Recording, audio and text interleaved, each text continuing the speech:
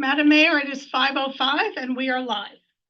Thank you very much, Madam Clerk. Good evening, everyone, and welcome to the City of Lake Worth Performance Evaluation, Monday, December 11th, 2023.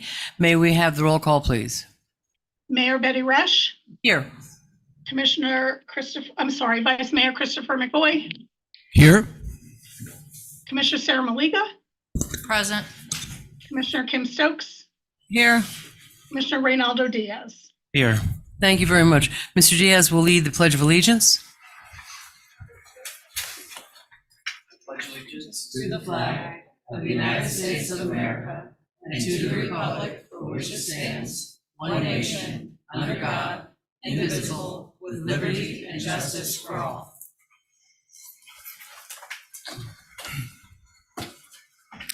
Thank you. We spoke last meeting about a little bit of how we're going to proceed today. We decided that each commissioner and myself would be given 5 minutes to speak. I don't know if the people out in the audience have had the opportunity to look online at what has been submitted. So we'll go from, I guess we'll start with District 1, go through the districts. Madam Clerk, will you time us for 5 minutes? I thought we agreed to take public comment first. Public comment first? Yeah, that's what we agreed to. Oh. Madam Clerk, is that what we did? Yes, Madam Mayor. Okay, that's fine, no problem, thank you. So we'll take some public comment and then we'll go through each of one of us and then we will have a discussion and then we will bid adieu. Thank you. Okay. Thank you.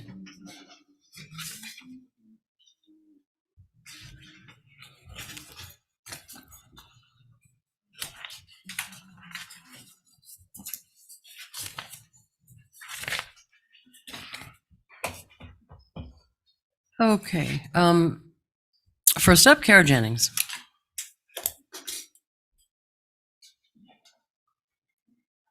Richard, you can give me the blue card. If you have a blue card, you just hand it directly to me. Good evening, Commissioners. It's 2 minutes, just for everybody to know. Good evening, Commissioners and Mayor. So we're here for the Name and address for the record, please. I'm sorry?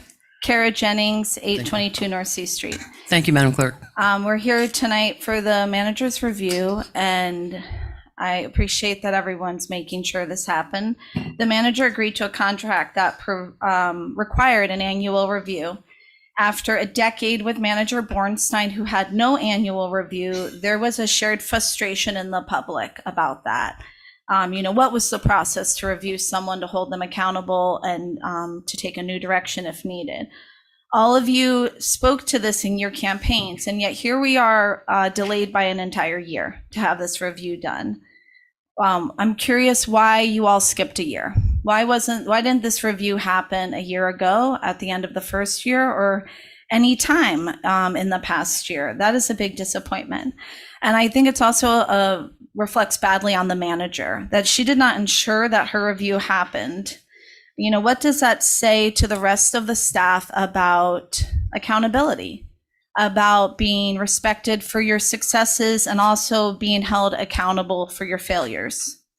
This is not a personality contest. It's not about if you personally like the manager or not. It is about her ability to do the job and to do it very, very well. As the highest paid and most important staff person in the city. And I think there's been some big mistakes that have happened, and they've been very problematic. And there seems to be a lack of public accountability. We don't have the privilege of having one-on-one meetings with the manager. We rely on what happens here at public meetings. And it's rare that the manager gives a thorough update about things, that updates you all as a group at these meetings. You can go back in the minutes and she doesn't speak very often. And that's been a big disappointment. I didn't agree with the policies and a lot of the actions Thank you, that's time. Of Manager Bornstein, but at least he publicly spoke, and I think that's been an issue. Thank you, Ms. Jennings. Up next is Peggy Fisher, followed by Ramsey McLeod.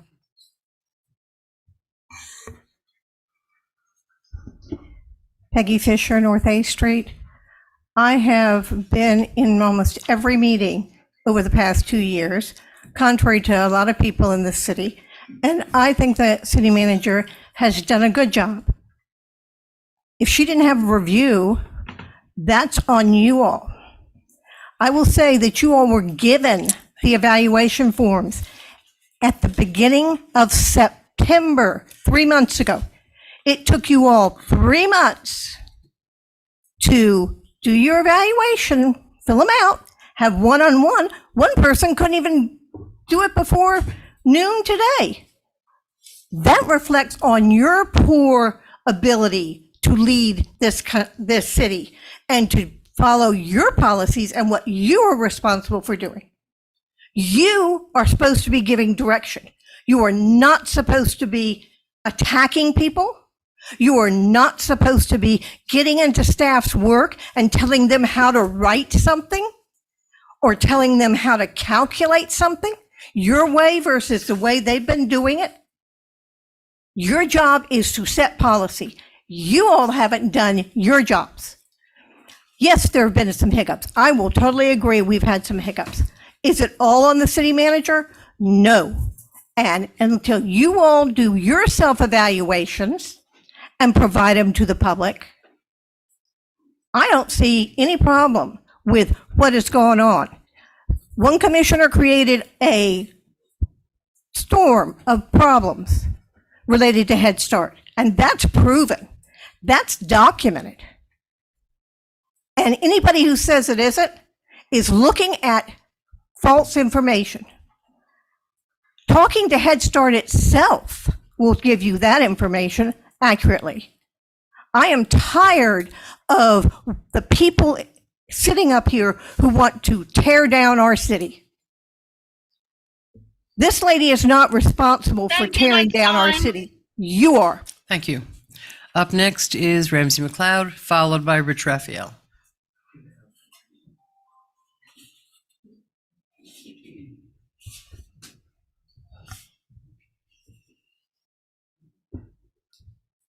Ramsey McLeod, 24 South C Street.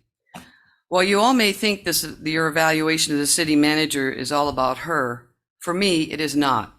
It provides me a window through which I can observe how you have interacted with her, as well as other senior city staff members. Did your request take into consideration the vast workload she has and the numerous responsibilities she could be tasked to complete at any given time frame? Were your requests submitted in a respectful tone with a sense of being a request and not a demand? Did your request provide a time frame that was achievable after taking into consideration all she has on her plate at any given moment? While you all have other sources of employment, I highly doubt you are tasked with anything close to the workload Ms. Davis has or oversee the number of employees serving in a variety of occupations as she does. Some of you have displayed an attitude that you consider Ms. Davis your personal assistant and that anything you request should be treated as the highest priority and be handled ahead of anything else she needs to address. This seems to be consistent with the behavior shown when you sit on the dais. You consistently display an attitude of disinterest when any constituent gets up to speak on an agenda item or express their concern over an issue they are bringing to your attention. You constantly interrupt each other or speak while another is talking. You're rude to each other and are consistently only interested in saying all you want to say on any given subject. Burying your heads in computers instead of engaging with residents and, at a minimum, hearing what they are saying shows a clear pattern of self-absorbance and an unwillingness to work and engage with others. Most residents here feel blessed to have such an experienced and overqualified individual serving as our city manager and eagerly look forward to her applying her skills to guide us into a visionary future that will be a positive for us all. Whatever the results of this evaluation bring, one thing is for sure: the constituents are watching and will take whatever action they deem appropriate. Thank you. Up next is Rich Raphael. And after that, Suka DeYoung.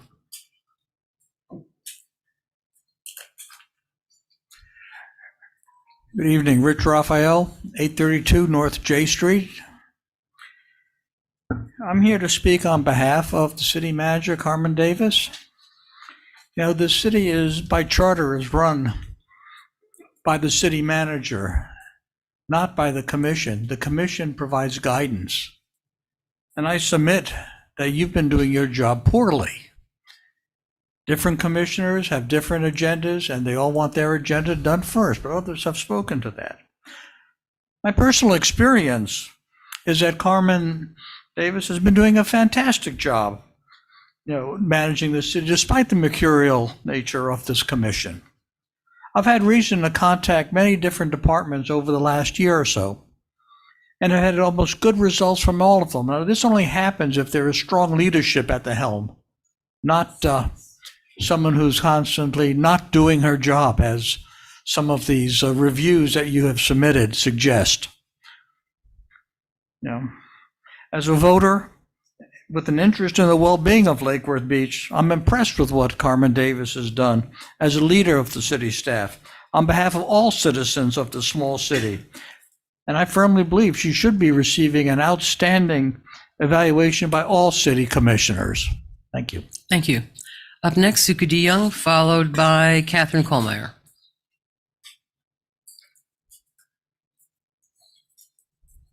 Suki DeYoung, 2381 Sunset Drive. When I found out that the city manager had summarily told our Head Start program in a letter that the city would not be renewing their lease, I wrote her asking for an explanation. Instead of receiving an explanation from the city manager, I got a reply from our mayor stating that I didn't know what I was talking about and suggesting that it was impertinent of me to question staff in any way. I replied and copied the city manager that I actually did know quite a bit about the issue because I had a copy of the letter sent to Lutheran Services signed by our city manager. And why can't our city manager speak for herself? I asked in the letter. Next, I get an email from Commissioner Malega saying that the reason for not renewing the lease for Head Start was because the building needed renovation. So I was baffled by all the back and forth with commissioners while still hearing nothing from the city manager, neither in a direct communication to me or at subsequent meetings where this issue was discussed. In fact, the city manager has yet to say a word to the public about the Head Start debacle, and I find this very frustrating. During the Benny's license renewal, we had a similar situation.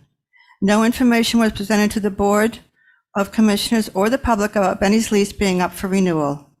Instead of trying to get a good deal for the city on a desirable oceanfront property, the old lease was negotiated for renewal behind closed doors. Wow. As a resident of this city, I'm disappointed. Within the 2 years of our city manager's employment, she has shown very little visionary initiative and seems to have no interest in engaging with the public on these important matters to move our city forward. Thank you. Up next, Catherine Kohlmeyer.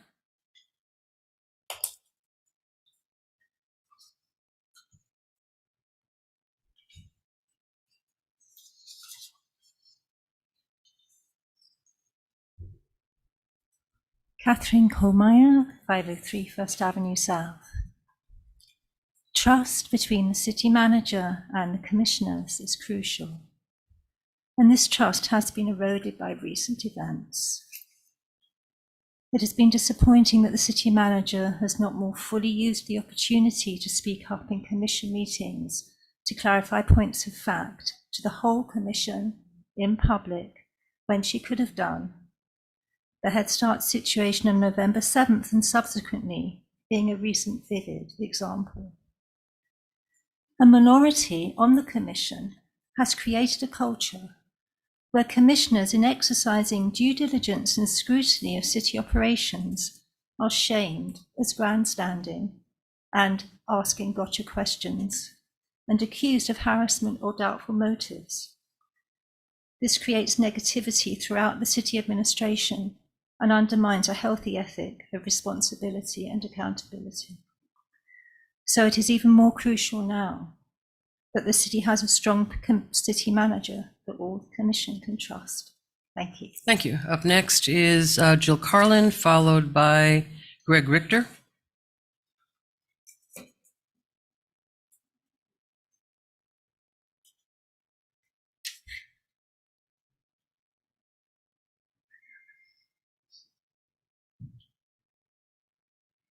Jill Carlin, 2381 Sunset Avenue, Lake Worth Beach.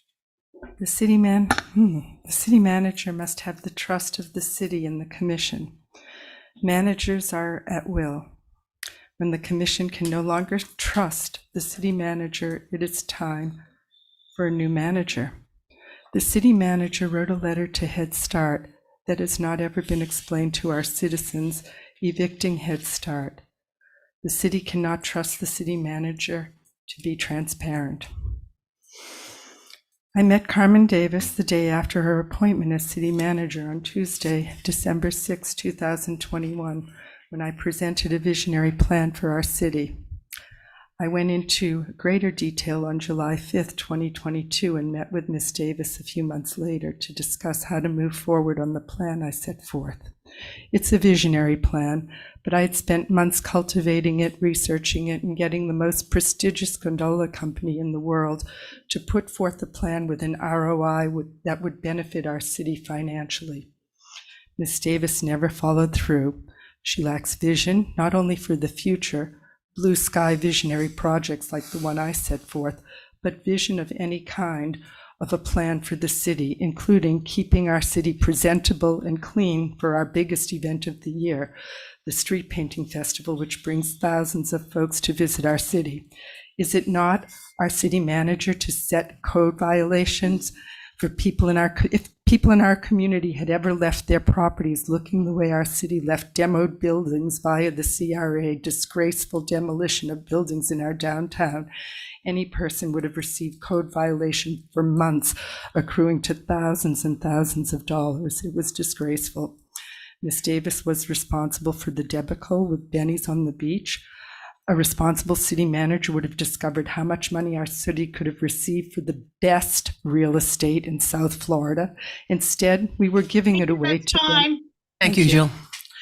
Richard Stowe, I did not call you. I'm sorry.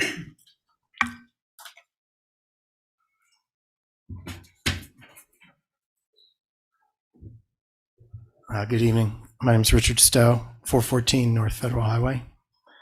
And for me, my feelings about the city manager has been crystallized by the request by District 1 Commissioner Sarah Malega to have the city manager write a letter not renewing the lease, Head Start lease. And it's like an incredibly vulnerable population that takes advantage of Head Start services. And it's shocking that the city manager didn't even, to my knowledge, bring this up with Betty about this request to write the letter. Certainly, I don't think any of the other commissioners had any heads up on this. And there's consequences for poor judgment. So I have one other thing to say, and that is I met the city manager during the interview process, and but didn't really spoke to her for just a second. But then there was a press conference that took place at the utilities building where the Lois Frankel was announcing some grants. She was present, the city manager was present, and at a point, I was speaking to people, at a point, I just went over to say hello to her. And Mayor Resch pulled her away from me, like, before I had a few words in, and it really kind of set the tone where I realized this wasn't really our city manager, but it was city manager for a few. Thank you so much. Thank you. Greg Richter? Good evening, Greg Richter, 1202 South Palmway. When this came up last week, Commissioner Stokes recommended about public comments. I thought, this is set up for a hit job on the city manager, protecting Commissioner McBoy. You're bringing the Head Start thing up. It was nothing but a hit job by Commissioner McBoy to go after Commissioner Malega. That's all No personal attacks, please. Thank you. Thank you. What? Oh, Personal attacks. Okay, well, so anyway, what I did look through your reviews that you all did. And, I thought there was one thing that you all got right this year was the budget process. You had a really good process. Yet two commissioners, including Commissioner Stokes, who absolutely does not do her homework, gave her nothing higher than a 2 in the budget process. That is irresponsible, or just you don't know what you're doing. Commissioner McBoy gave her a 1 in preparation, yet you all praised her in the preparation in the process. So I don't get it. And his highest rating at least was a I'm sorry, Mr. Richter. The comments are supposed to be about Carmen, not about the. Well, okay, Madam Clerk, Madam Clerk, this is the process. it's not a personal attack. He's speaking his stating mind. fact. Anyway, so I just, what has happened, what I thought was going to happen has happened. This is not about the process. This is about taking another hit. It's irresponsible, and you actually did a pretty fair job just on your evaluation. Thank you. Mr. Serrano? Good evening, Mayor and Commissioners. Elivio Serrano, 413 North L Street. Can you get the microphone closer to you? Surely. Thank you. Elivio Serrano, 413 North L Street. I'm not here to evaluate the city manager. I'm in no position to evaluate her. She doesn't work for me. I didn't hire her. I don't see her on a daily basis, but you are. I pay your salary. I hire you, and my evaluation will be submitted at the ballot box, like the rest of it. But what I see happening here is irresponsible. It is to subject an individual, a professional, to this kind of a circus, to incite,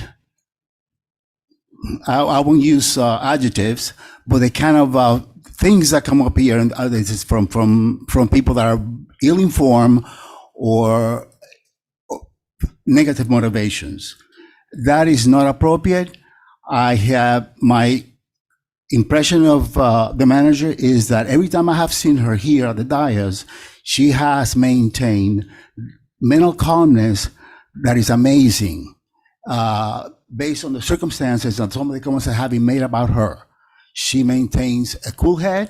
She's professional. As far as I can see, the highest standard of professionalism, which is also a reflection of her ethics. That's not what I see in some of you. Some of you are nothing but provocateurs. And you can see the provocation of certain elements in the community to come and step over the city staff. That is not appropriate. I have also had nothing but positive experiences with the city staff that I deal with on a daily basis. And whether it be the building department, which I did, thoroughly, the staff of the Historic Restoration Board is always been tough because rules can be tough. Very satisfactory. I've always encountered professionalism. And I think that's what she should be judged upon. What kind of a staff is she running? And I certainly give her, I don't evaluate it, but as far as what I can see, I give her my Thank you, that's time. admiration for what she has demonstrated. Thank you. Thank you. Madam Clerk, that's all the live ones. Let's have some, I'm pretty sure a few comments to read. I do. Thank you. Ramsey Stevens, 618 South K Street. Honorable Mayor and Commissioners, I urge you to take this opportunity to schedule a workshop to review and improve your methods for steering our city as a commission. There's growing community concern over your perceived lack of initiative in addressing our systemic issues, particularly due to the absence of a transparent process for your giving clear instructions to city staff. This gap has become even more evident after the functional discontinuation of your pre-agenda meetings. The public's limited understanding of your individual guidance to our city manager makes it challenging to accurately assess your evaluation of the city manager today. To address this, I recommend implementing a procedure for adopting resolutions that instruct staff to explore specific policies and goals at your express public directions. Such a process is common in other municipalities and would enhance your ability to create policies that serve both our community and city staff. Further, it is crucial for staff to explicitly express their support or objections to resolutions or ordinances you consider along with their reasons. This practice is already in place at the P&Z and HRPB boards, but is missing for our commission. Adopting these transparency and accountability measures is essential for the good governance of our community so desperately needs. Lastly, it is well past time that the commission consider hiring a dedicated policy aide. Despite our city's challenges, there are many innovative solutions available. Your main responsibility and opportunity is to build consensus around these solutions through effective policy making, and a policy aide would be invaluable in this effort. Without clear mechanisms for publicly developing and setting your own directives, how can you effectively gauge the city manager's adherence to your guidance? Sylvia Van, 302 North B Street. Hello, I am showing support for Carmen Davis, city manager, for the highest raise and praise possible. I appreciate having her as a city manager for the city of Lake Worth Beach, as I've witnessed her go above and beyond her duties, even on her days off. She has recently demonstrated by helping with the garbage cans downtown, showing resolve and calmness during tumultuous city meetings, and attending neighborhood events to meet residents. She has uprooted herself and her family to help us. Thank you. She deserves a big fat raise. Jessica Simons, 26 South Dixie Highway. I'm appalled that our city manager would work behind the scenes to omit a Head Start when so many families can and have benefited from it. This is not at all appropriate on any level. I am embarrassed for everyone involved. Disgusting. Some sort of repercussion needs to come from this behavior. James White, 1103 West Drew Street, Lantana. I came from a poor household of 4 children, which one-on-one them includes me, and we all were in the Head Start program. Head Start was the only program that let my parents work. I cannot believe our city manager would work with Sarah Maliga to abolish the Head Start program and to go behind the commission and the people themselves. I believe there need to be repercussion for this action, which is to try and throw underprivileged children out of their only place to stay while parents are working. Desiree Torres, 6900 Eastview Drive, Lantana. Head Start is only public free daycare offered to the city. As someone who works with children, I see every day how negatively affected they and their parents are trying to juggle work and childcare all at once. It is completely despicable how Sarah Maliga and the city manager went behind the commission and the people who reside in Lake Worth Beach. Taking away something so important and helpful to the underprivileged is ignorant and sheltered. It is embarrassing having someone so out of touch deciding what happens in our community. I feel that there should be heavy repercussion for these decisions. Jada White, 1402 South J Street. It is highly untasteful how Sarah Maliga and the manager of the city of Lake Worth Beach decided to go behind the people's backs and get rid of a blessing for the underprivileged, the free Jump Start program for daycare. Nick Paliugi, 429 North D Street. I'm concerned about the performance of the city manager relating to the short-term rental decision. The city voted in February to enforce our ordinance, granting a grace period of 180 days. It's now been about 290 days, and as far as I know, no contact has been made with Airbnb owners in Lake Worth Beach. A neighbor of mine did weeks of renovation on a garage and began listing on Airbnb during this time.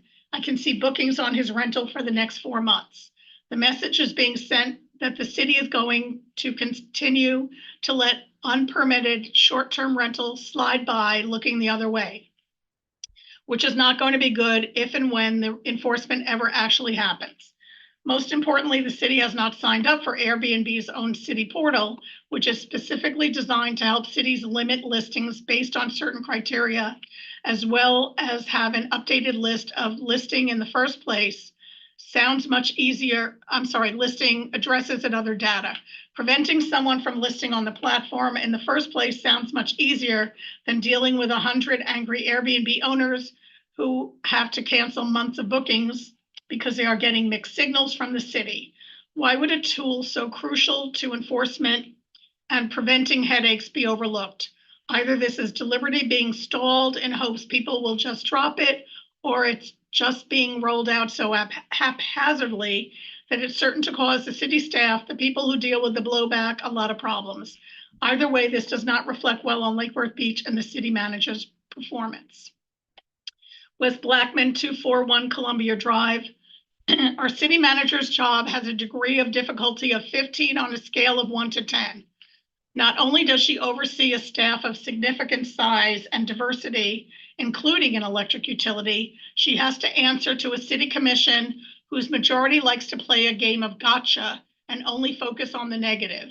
There are people actively looking to undermine the legitimate course of local government and hijack it for their own personal edification and promotion of issues beyond the scope of the city manager's job description. This creates a negative work environment that eventually paralyzes the most effective administration. Look no further than your own dais for the source of any problem that you may have with the city administration, particularly the city manager. What we need in Lake Worth Beach is a sense of stability and reasonable expectations as to performance on the job. We do not need continual harassment and public shaming, of which we have more than enough examples to review.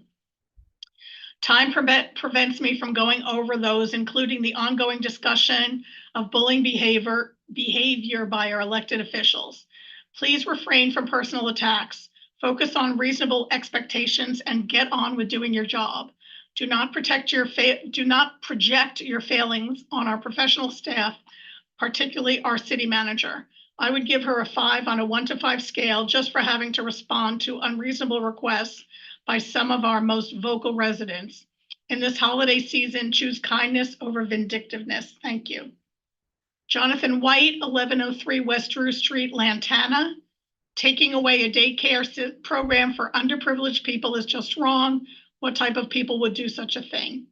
Linda Wall, 1103 West Drew Street, Lantana. I feel the city manager and Miss Sarah Maliga going behind the commission and the people's backs to take away the Jump Start program, which provides daycare for the underprivileged children for free, is totally wrong. I don't understand how these things are able to happen without the city commission and the people being aware or involved or having a say in what these two individuals are trying to do to cause undue hardship and stress in people's lives that are already struggling to make ends meet and survive during these hard times. These families rely on these programs so they can work and support their family. David Sims, 715 North L Street, Apartment 5. I believe the city manager handled several issues poorly. The Benny's lease did not originally have an increase in the rate per square foot, even though the market rate was much higher. Additionally, the debris from the demolition of the First Avenue South properties remained uncleared for far too long. Also, the lengthy backup material for the commission meetings does not have summaries for individual agenda items. Finally, the way the proposed Head Start lease termination was handled was absolutely unacceptable. The city manager went behind the backs of the commissioners and the public to terminate the lease of an organization providing a vital service to community members in need. I asked the commissioners to take this into account and be critical of the city manager's performance. Gia Jury, 114 South Palmway. As a resident of this town, I am very disappointed to find out that city manager has been trying to get rid of Head Start program for our community when it is so desperately needed for so many at this time. Prices in Florida are astronomical, and so many residents who grew up here have had to leave this area because they couldn't afford it any longer. So many have had to stop working and stay home with their children because what they get paid weekly will not cover their daycare bill. They need a break. We all do. We also need city officials that we can trust. Thank you very much. Amy Ferreter, 30 South J Street. The city manager's job is extremely challenging.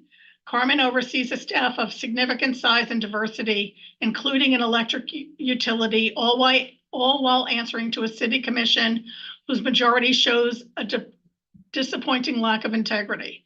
Anarchists actively seek to undermine the legitimate course of government. 3 commissioners ran on platforms of accountability and transparency, but are doing the opposite.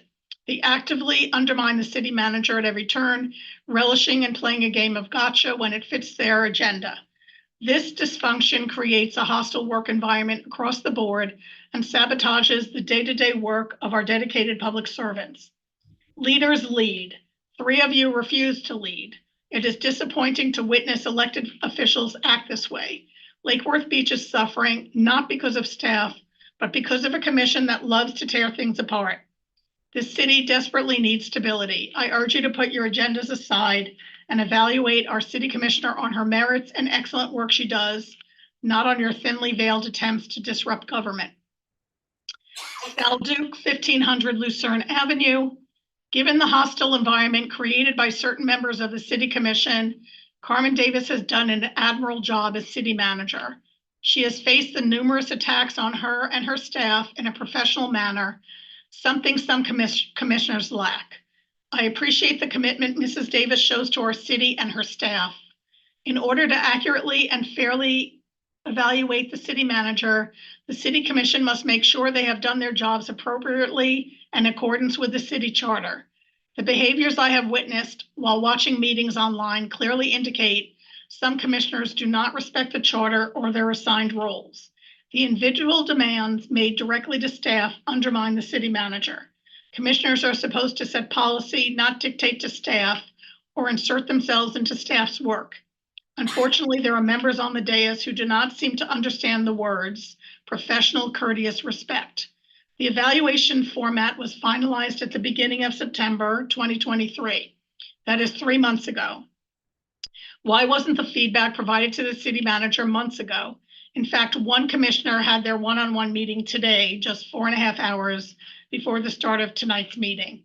That sounds like another gotcha moment by a commissioner who is full of them and needs to be evaluated on their own performance.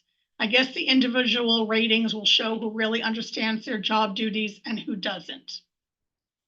Ginny Powell, 224 North Palmway. At city commission meetings, a lot of information must be efficiently communicated and discussed among the city manager, the mayor, commissioners, and the public. Due to the Sunshine Law, these meetings are the only times all of these people can be together in one room to discuss city business. So it is critical that the correct information be on hand and shared with all to the extent possible. I have been disappointed at times that the information the city manager shares about projects and issues at meetings is often minimal and lacks details. The November 7th meeting was very upsetting for me, and I keep coming back to it. During her report, Commissioner Maliga presented what she believed to be damning information about Commissioner McVoy's interaction with the city manager over her handling of the Head Start lease termination.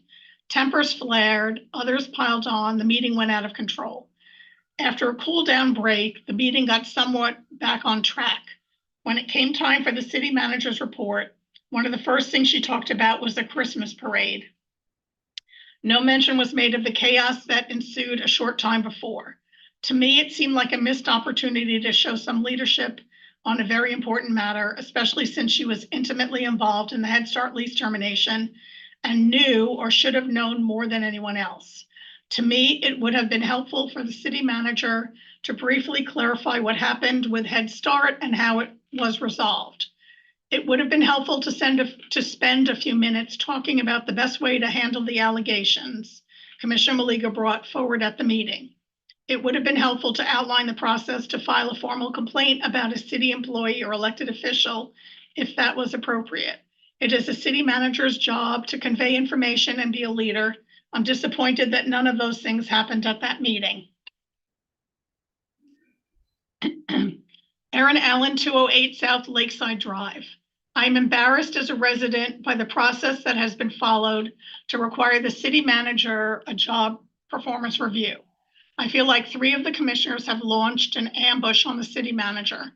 This has been so unprofessional. I don't have enough time to say the things I'd like to. So I will say, I would ask each of you to take to heart, do unto others as you would have them do unto you. The way this has evolved is another example of creating a hostile work environment for staff. How do you expect staff to do an effective job if they are afraid the sickle is going to swing in their direction at the whim of a commissioners? You are supposed to lift up staff. If you are unhappy with someone, meet with them one-on-one first in a respectful way. You've used the same tactics on Ed Liberty, Pearl harboring him during a meeting. Enough is enough. If you are less than happy with City Manager Davis, tell her why and give her an opportunity to make adjustments if necessary. Robert Patterson, 806 11th Avenue North.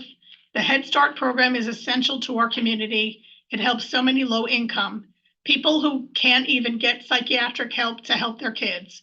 For something like this to come out of the blue with not even any warning is so unethical. This is something that the whole city council should have approved and sent to the city manager, not something that just one commissioner can go to the city manager and make happen. Chelsea Tinney, 1616 North M Street. I was surprised to discover that the city manager, Carmen Davis, and Commissioner Maliga chose to remove Head Start from its location without public discussion. The city manager should inform the entire commission, not just Commissioner Maliga, on such a major decision.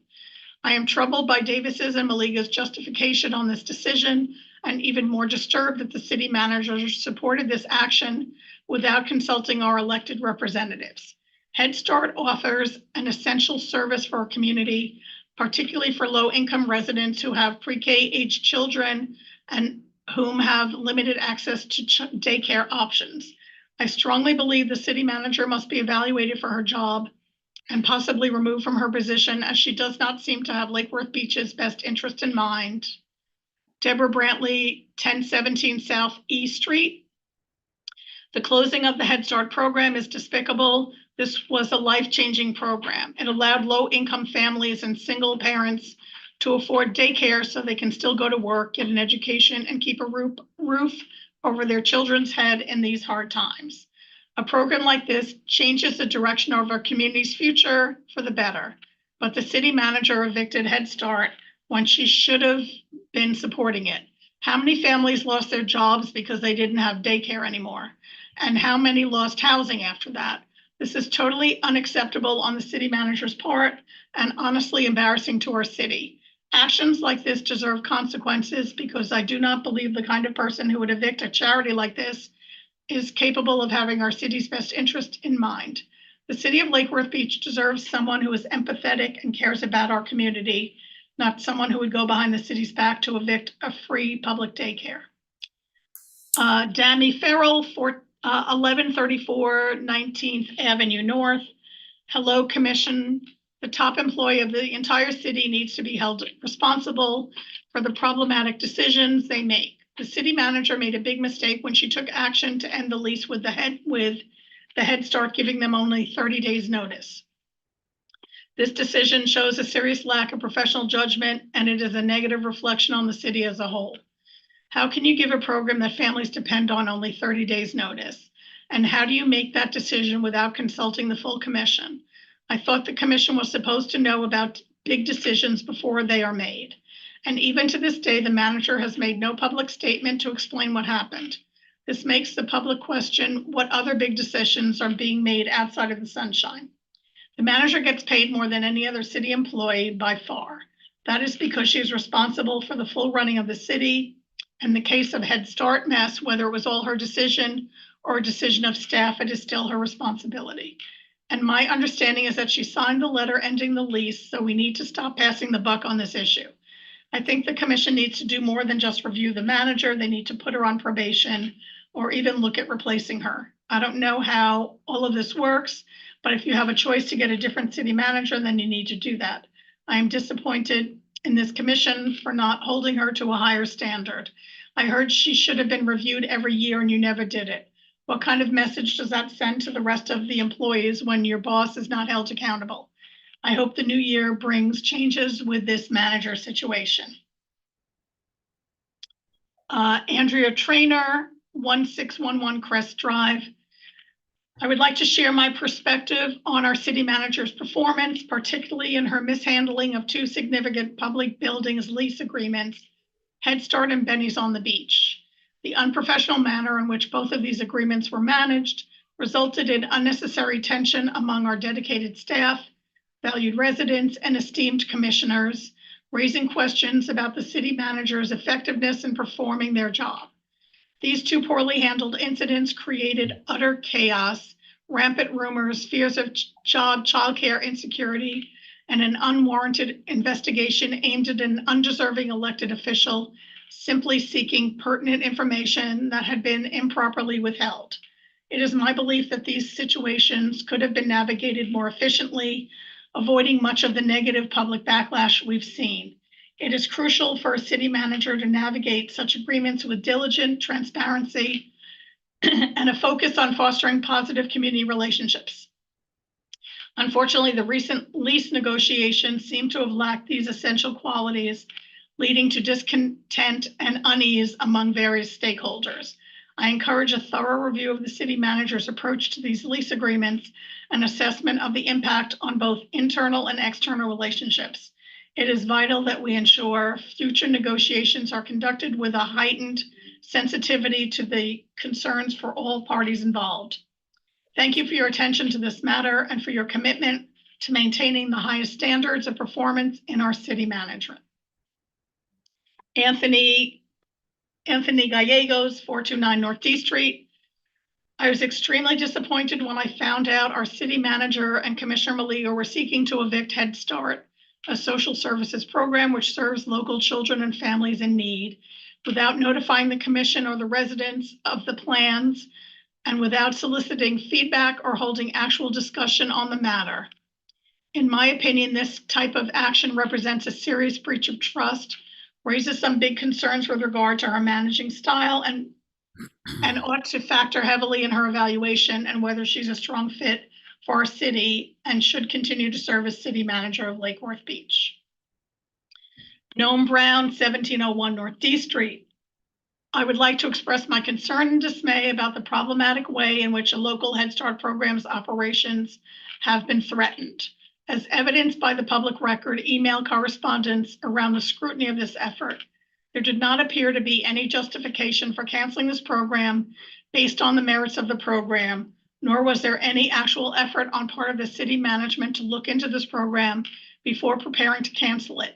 What was evidenced, on the other hand, was correspondence between the city manager and Commissioner Maliga about canceling this program. This is unacceptable on multiple levels, including procedural and ethical ones related to the manner in which municipal government functions. But I would like to keep the focus here on the disregard for the real-life human impact this kind of backdoor communication has. The families in this program depend on the Head Start childcare and education services provided, both to enrich their children's educational experience and to enable the grown-ups to work and earn a living. We all should be keenly aware of the domino effect that elimination of a viable childcare option can have on a family. These are not decisions to be made on the down low. These are decisions that require genuine and thoughtful discussion in the appropriate venue with the ability of stakeholders to weigh in. This should not be taken lightly, and I implore the Commission to look into this responsibly and with the centering of these families as the priority. Thank you. And the last comment is from Panagiotis Tsolkis, 822 North C Street. Good evening. I have been involved in city issues for 2 decades, and I have never seen actions the way the city manager mismanaged the Head Start lease. Still today, even though this issue has been in public discussion for 2 months, most of us do not know exactly what happened. This lack of public information sharing is the very reason myself and others have lost confidence in the manager. What we do know is that the manager signed a letter giving Head Start 30 days to leave the city building they operate out of. She sent that letter without consulting the majority of the commission. We know that Sarah Maliga was involved, but it appears the rest of you were in the dark. Whatever the reason to end the lease, you should have been informed. But it is not only the Head Start issue. There were other city business issues that got blown way out of proportion because of the lack of communication from the city manager, who barely speaks at public meetings and rarely releases a press release. The Benny's contract is at the top of the list. The city's most valuable property is the responsibility of the manager. And when her staff bumbled the situation, she never released any statement. Instead, she had the commission bear the brunt of the critique. This lacks leadership. The manager is an at-will employee, and she needs to have her contract ended, if not tonight, then in a meeting in the near future. This is not about liking her or not. It is about her inability to do the job. she has fallen short. Her lack of communication, her making decisions without bringing it to the commission, her inability to move significant projects like the pool forward are all reasons that she is not meeting the public's expectations of a manager. Those are all the comments I have, Madam Mayor. Thank you, ma'am. Okay, we each have 5 minutes. I'm just going to make a comment. I want to say I see a lot of employees of the city here tonight, and I just want to thank you for taking the time to and your interest in what's going on tonight. We each have 5 minutes. There will be no interruptions. There will be no responses. Each one of us has a statement to make. Some are probably more prepared than others. Be that as it may, I will not. No back and forth. This is 5 minutes that you've got to speak. You don't have to use the whole 5 minutes if you don't want to, but we've agreed on 5 minutes, and no back talk, no conversations. This is just us giving a statement. So I'm going to start with District 1. Thank you, Madam Mayor. I too want to thank staff, residents, and everyone who submitted comments and support and insight, right? Because that's what we're always here to get better. We're not here to look in the past. We're here to look into the future and how can we do better. So in my evaluation of City Manager Carmen Davis, I referenced that she really has only had a year, in my opinion, to work hard. And I say that because when I reflected back, I looked at the fact that we had a assistant city manager quit. She had to get an interim. She had to know the ins and outs of our city. This woman came from a different state. She had never been in the city of Lake Worth Beach. She didn't know electric utility, water, sewer, cemeteries, all the fun stuff that we have in 7 square miles. So I do know that I got to sit back and watch her methodically get to know staff and pay attention to what divisions needed a little more detail, paid attention to them.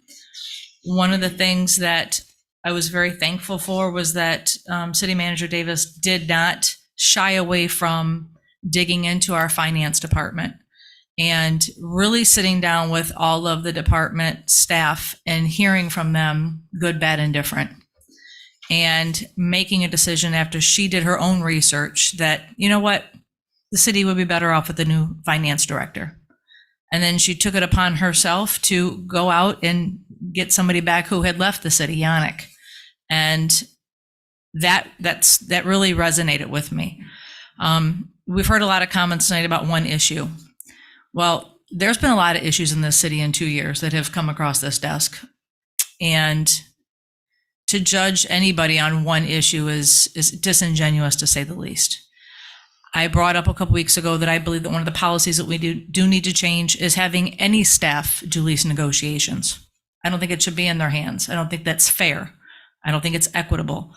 Staff is not real estate agents. They're not insurance brokers. There's certain things that we just need to outsource. So I'll put that over there.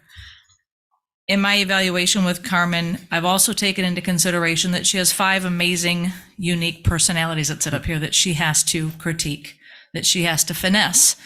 And part of the frustration is, for me as an elected, is not knowing when our meetings are. Well, that's because Carmen Davis goes above and beyond and tries to call every single one of us to see if we can make a certain date. That's impossible, ladies and gentlemen. We are not full-time commissioners. We all have jobs and families. So when I was at League of Cities a couple weeks ago, I asked electeds, do you get these phone calls or emails about dates that you're available? And every one of them looked at me and shook their head and said, no, it just appears on our calendar and we can either be there or we can't. So sometimes I think that City Manager Davis, you being so accommodating and trying to make it to where we all can attend something is part of the backlash you're hearing about why aren't we moving things forward.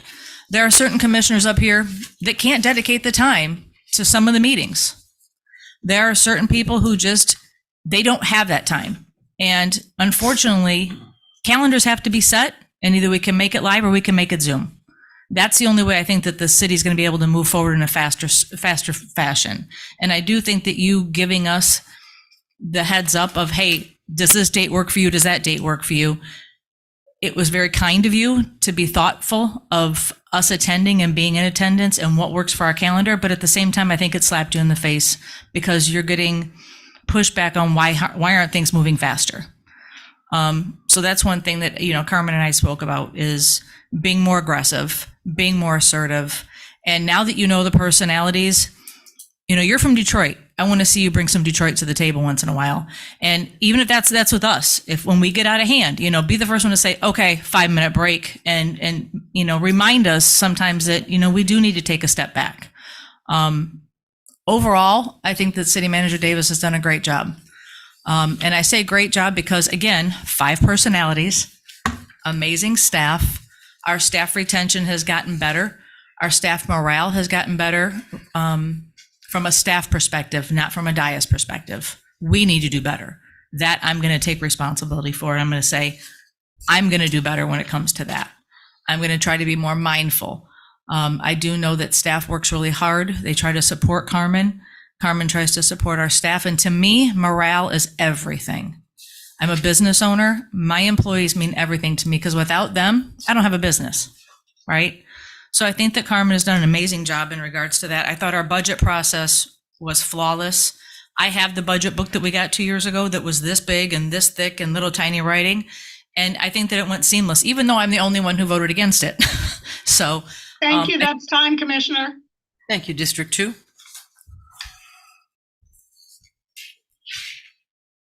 Thank you. Good evening, and thank you all for taking the time to come, taking the time to put in comments, taking the time to care about the city and try to keep an eye on how things are going.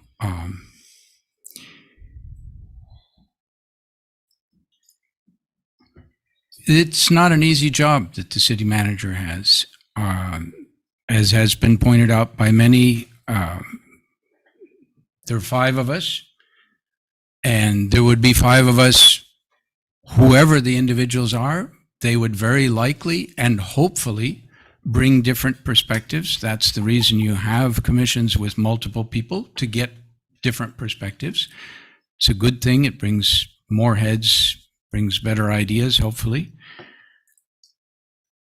The Sunshine Law makes it very difficult to govern in Florida with the 5, because, as has been mentioned, the only time that we can talk to each other is at commission meetings. However, there is a piece that might not be apparent to the average person in any community in Florida, and that is that the city manager is in a very unusual position compared to anybody else in the city. The city manager, and this is not specific to this one, this is true in general for all the city managers I've worked with, which is 5, they meet with us individually. They have the opportunity to know what each of us values, what things we think are important.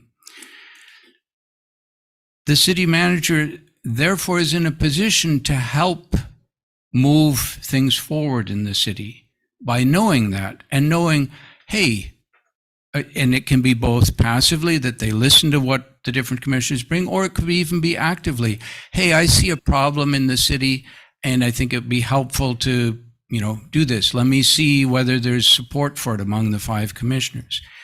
They can then bring that back, whoever is the city manager, bring that back to commission meetings and actively help us move forward by saying, hey, there seems to be support for dealing with issue X in this way. I've sort of farmed it out and find that there's quite a bit of support. What do you all think about it? And then there's a public discussion of it.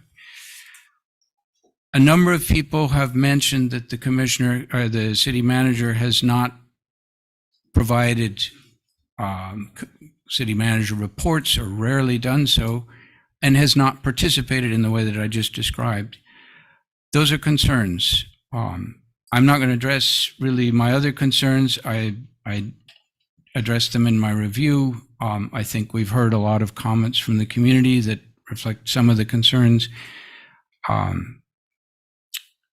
My dedication to spending time, a lot of time, on the city of Lake Worth, and I've done so for over a decade, is purely to try to do the best for this city as best as I know how. Doesn't mean that I'll always get it right. I don't make any claims to that. But definitely trying to get it as right as possible for the largest number of people or those that need it most. That should be the basis of how we do our review, as a couple of people mentioned, it's not a popularity contest. That's not what it's about. It's about how do we move our city best forward as best as we all five know how. Thank you. Thank you. District 3.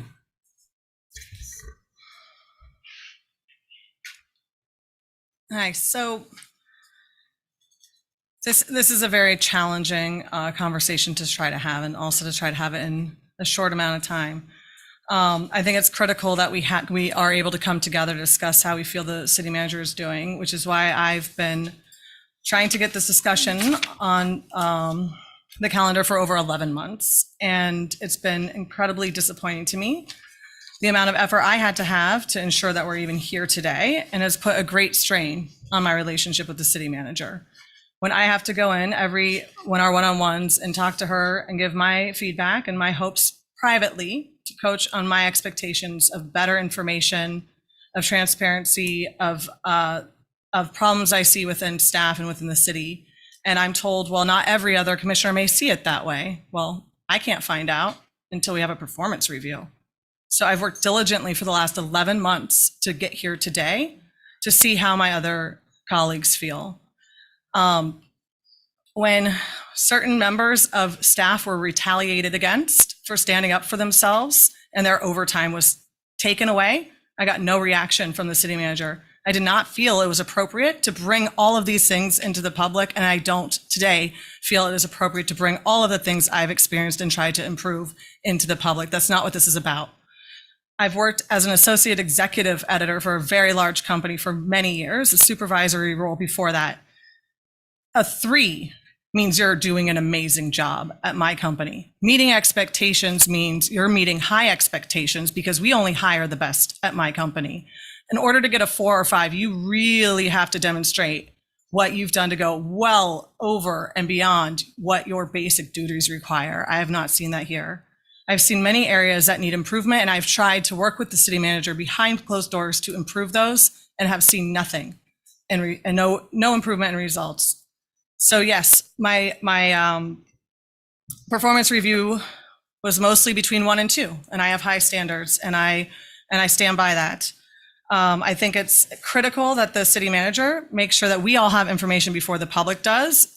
You can read this ICMA article that talks how critical it is important for the manager and commission relationship to ensure that all elected officials receive the same information, that they all receive it at the same time. Don't let elected officials be surprised by information. Make sure they know about events before they learn about them from the news or a neighbor. I am tired of hearing about these and seeing the blow up in the public, because I don't know what's going on until I hear it from the news, a neighbor, or it's published in the backup at the same time everybody else gets to see it. Periodic review may occur multiple times. It is imperative that the evaluation occurs annually. 11 months I've had to put agenda items on for discussion, talk to our city attorney and talk to our city manager, asking her to make this happen, which made me uncomfortable, because I also needed her to work on initiatives I was spearheading, not just the other 2 that were going to give her a glowing review. This made it very uncomfortable. Numerous things have been mentioned tonight, including the Benny's lease, including the Head Start. With regards to the budget, I still don't know why we were over budget last year by over $2 million in personnel expenses, even though I have continuously called for accountability and answers. I also don't know why all of our requests were lumped into one $1 million line item. I didn't see that until you all saw it. And then we have to come into the public and debate all of these things because there was no heads up given to us.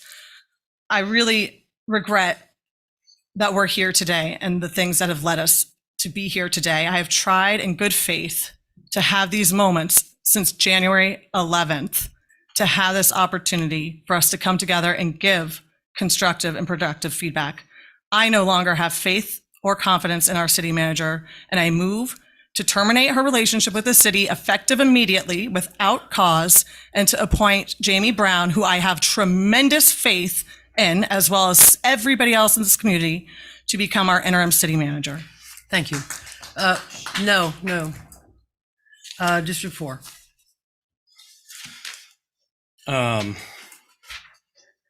I'm going to preface my comments with pointing out that like this is obviously a very incredibly difficult job, and especially so in Lake Worth Beach. I mean, it's no secret.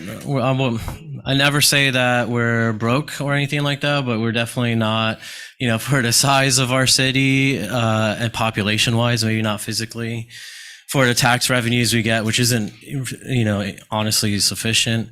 It's a monumental task. It's a hard job. And I have a lot of experience working with other municipalities, whether it's Everglades issues, land use, that sort of things. And generally, when you deal with a city manager, we use that as basically just like a descriptor. We're often talking about an office filled with people, not a singular person. And so, I just wanted to point out that I recognize that that's largely a big part of the big challenge. And so going from there, I'll separate kind of the city manager's job into two categories. You have what our O&M, operations and management. It's kind of like the day-to-day, keep the lights on. And I think Carmen is good at that for the most part. I think there has been improvements in things like budget. I think there were, considering what it was before, it's that was a low bar. So yes, it was an improvement. There's still lots of improvement to go. Definitely appreciate Yannick coming back and helping out with that.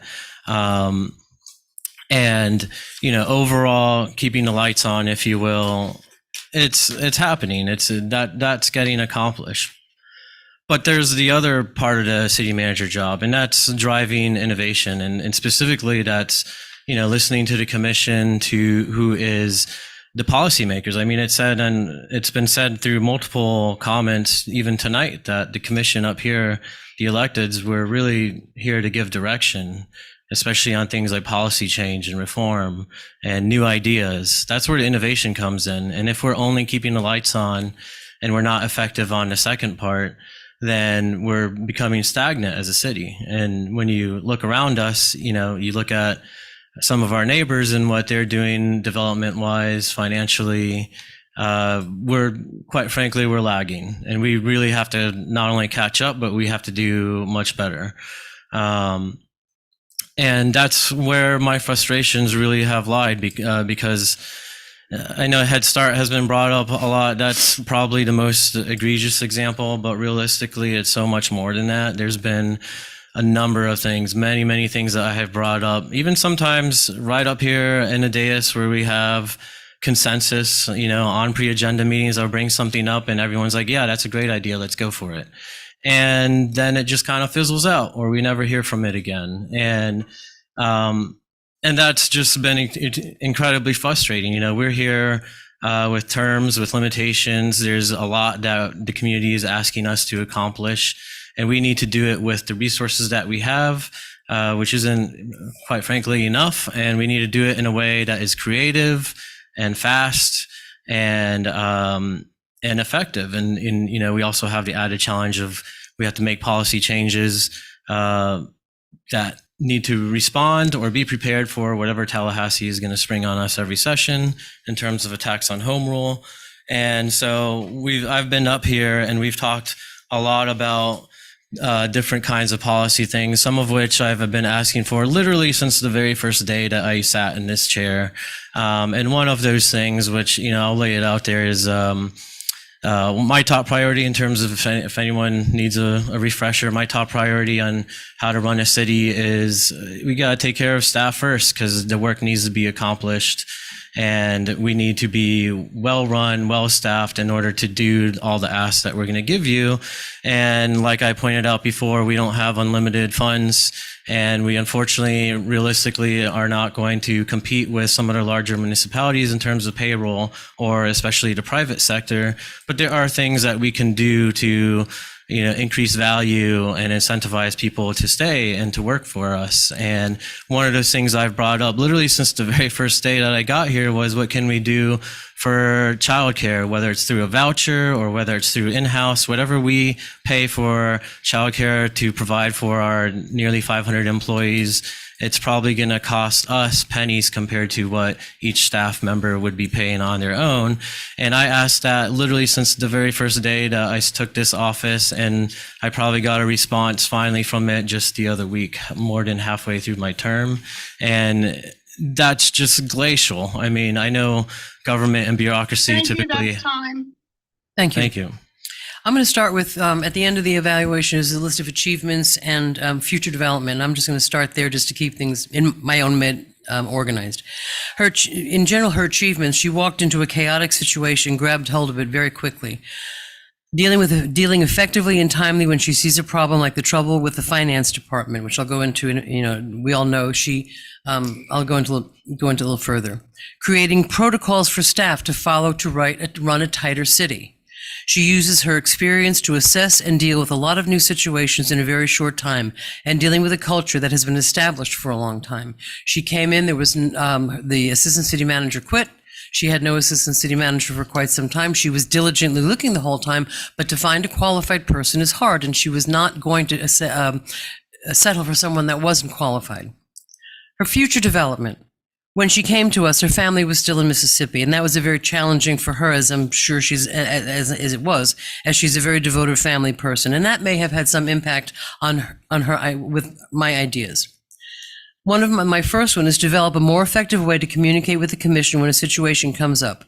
However, we do have weekly meetings with her. That is our opportunity to timely be informed of ongoing issues and situations. We cannot expect her to call us individually each time something comes up unless it is catastrophic. Keeping our weekly one-on-ones is essential for her to keep us informed. Number 2. There have been a couple of occasions when some idea or request has taken longer than I'd hoped. However, when we discuss that in our conversations, when I meet with her one-on-one every week, there is usually a good reason for that, and we work it out in a professional manner. The website is one example. It needs work, and that's taken longer than I had hoped and longer than I expected. And I'm sure that that's being worked on. Number 3, and this is very important, to continue to build and strengthen our staff. We are challenged. We do not offer what other cities offer. We lose people. People come here, they work a few years, and then they go where they can. Boca pays higher. This county pays higher. So we are constantly in an overturn. To work to improve customer service, the culture of how staff deals with the public. This is something that the city manager and I discuss repeatedly. There's not a great culture about customer service, and we need to improve that. This is an ongoing problem with some employees, and I know that she's working on this. I mention it because it's important for our public to feel as though they are being respected. There was one situation with which Ms. Davis showed extraordinary leadership.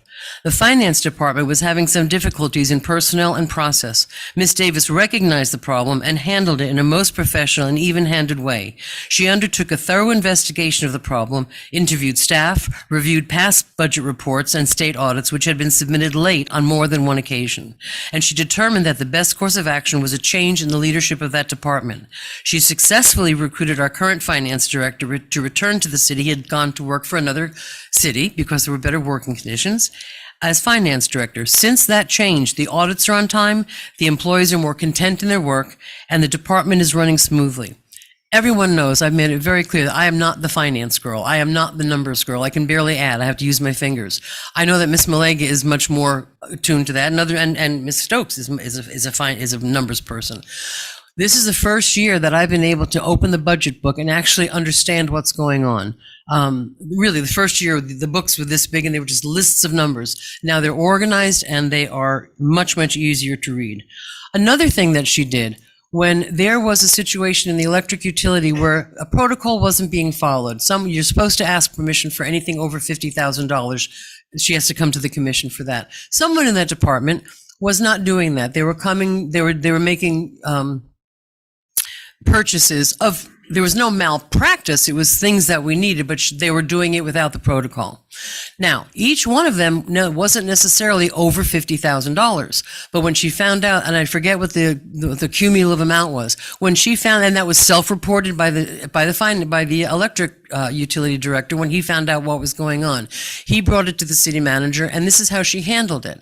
She could have said, well, you know, everyone's not under $50,000, so let's just keep it quiet. She brought it forward to us. She explained what happened, and she explained what she had done to rectify that situation. They were in the finance department. There were hirings that were being made. So there was the budget was out of whack with the employees. She fixed that. There's a protocol now with the HR department and the finance department. My time is running short.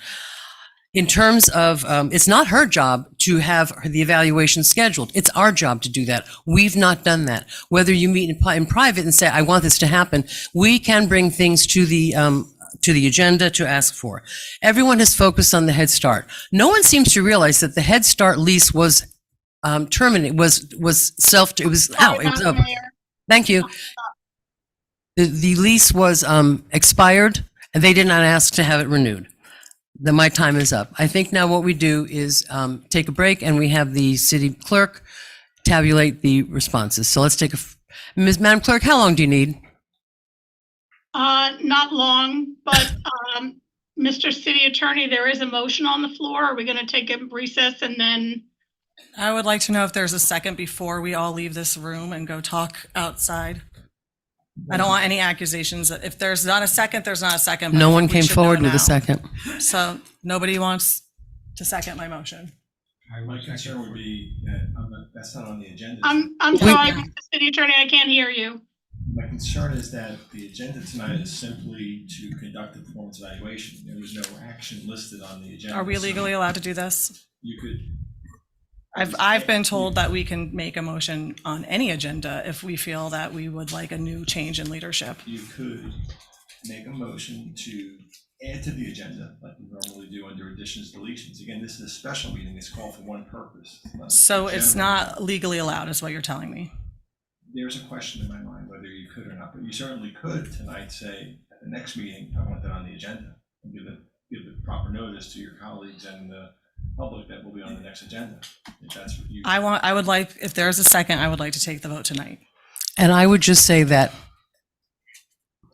that kind of action, without giving the city manager, if you have a problem with someone's performance, it is only fair to give them an opportunity to listen to your critiques and give them an opportunity to improve. I have for 2 years.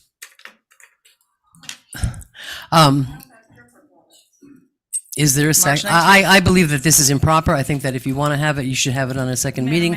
Mr. McFall, oh, you had your light on, yeah. City Attorney, my question is in regards to the fact that I brought forward a question of bullying the city manager, and there could possibly be an investigation in that, and we have a hostile work environment. This seems to me like retribution. And I'm very cautious right now in regards to where we are with this. So I want to err on the side of caution because we have a city manager who is a woman of color who has had allegations that have been brought forward of bullying by a city commissioner. We had an opportunity last week to talk about hiring a third party before we got into this conversation, which would have kept things a lot cleaner. And now here we are. And I mean, our HR director is sitting in the room, thank God. I'm just, as a city commissioner, very worried right now of the precedent that this will set for any staff member or anybody who brings forward any accusations of bullying of this kind of retribution. And I'm also in fear of a lawsuit for our city. Absolutely. So I just want to put that out there for the people who are listening, the public. This is not a good situation we're in. And I would challenge us to maybe put Carmen Davis on a 6-month review process. She just moved her entire family here from Mississippi, and we all are aware of that. So I would just ask us to all take a deep breath and maybe do a 6-month review, Commissioner Stokes, and let things play out the way they need to play out, because I'm sure that none of us up here are perfect. And I think that that would be a better situation concerning everything that's happening right now around this conversation. Thank you. I would, to my knowledge,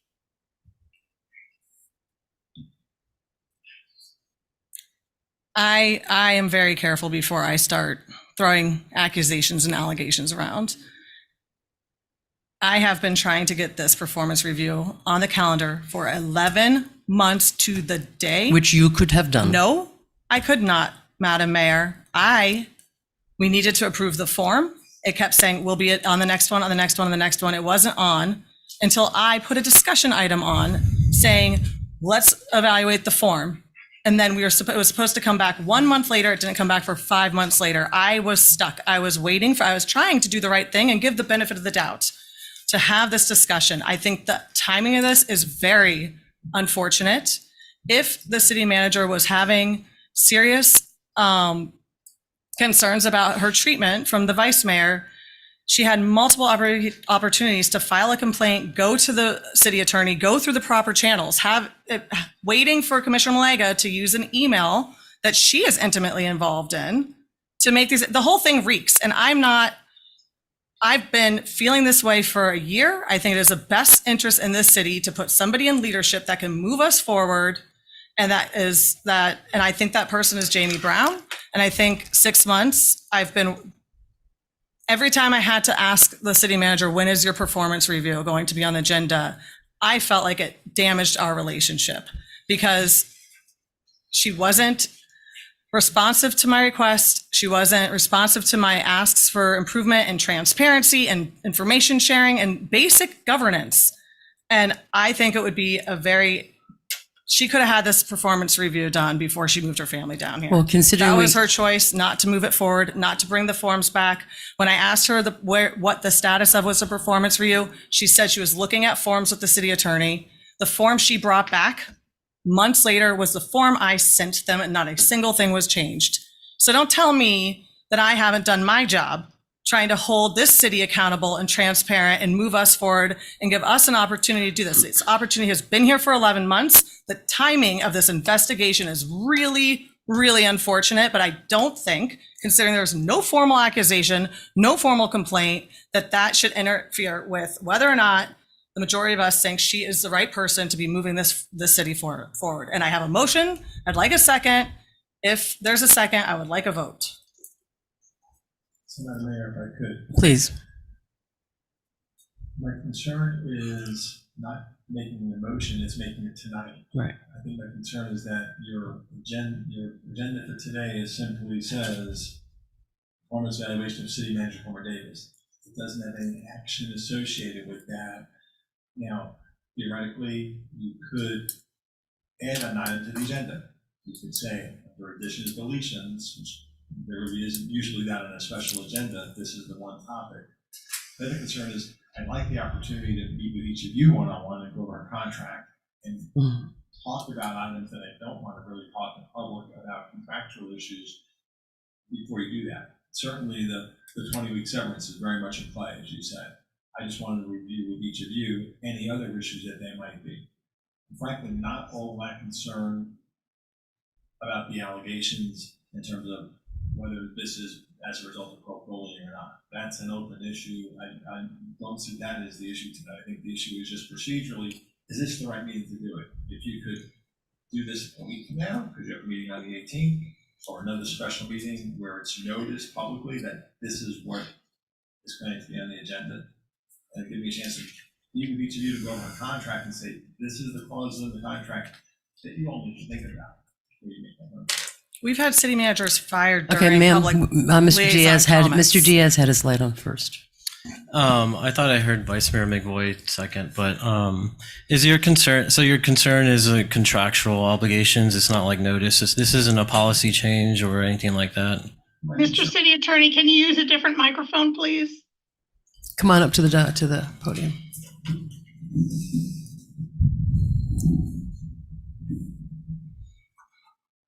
So if you're going to go down the path, I suggest you make a motion to amend the agenda, first to add this to the agenda. And if it's added to the agenda, then make your motion. And if you're going to make the motion, I suggest you make separate motions, one dealing with Ms. Davis and one dealing with any replacement, and not muddy it all up into one ball of wax. But in the contract, when you're talking about her performance evaluation, it talks about in the event the commission determines that the performance is unsatisfactory in any respect or needs significant improvement in the area.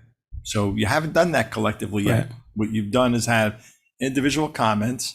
From the comments, it seems that there's two commissioners think satisfactory. 2 based on the ratings less than 3, and Commissioner Diaz is very close to 3, but a little bit less than 3.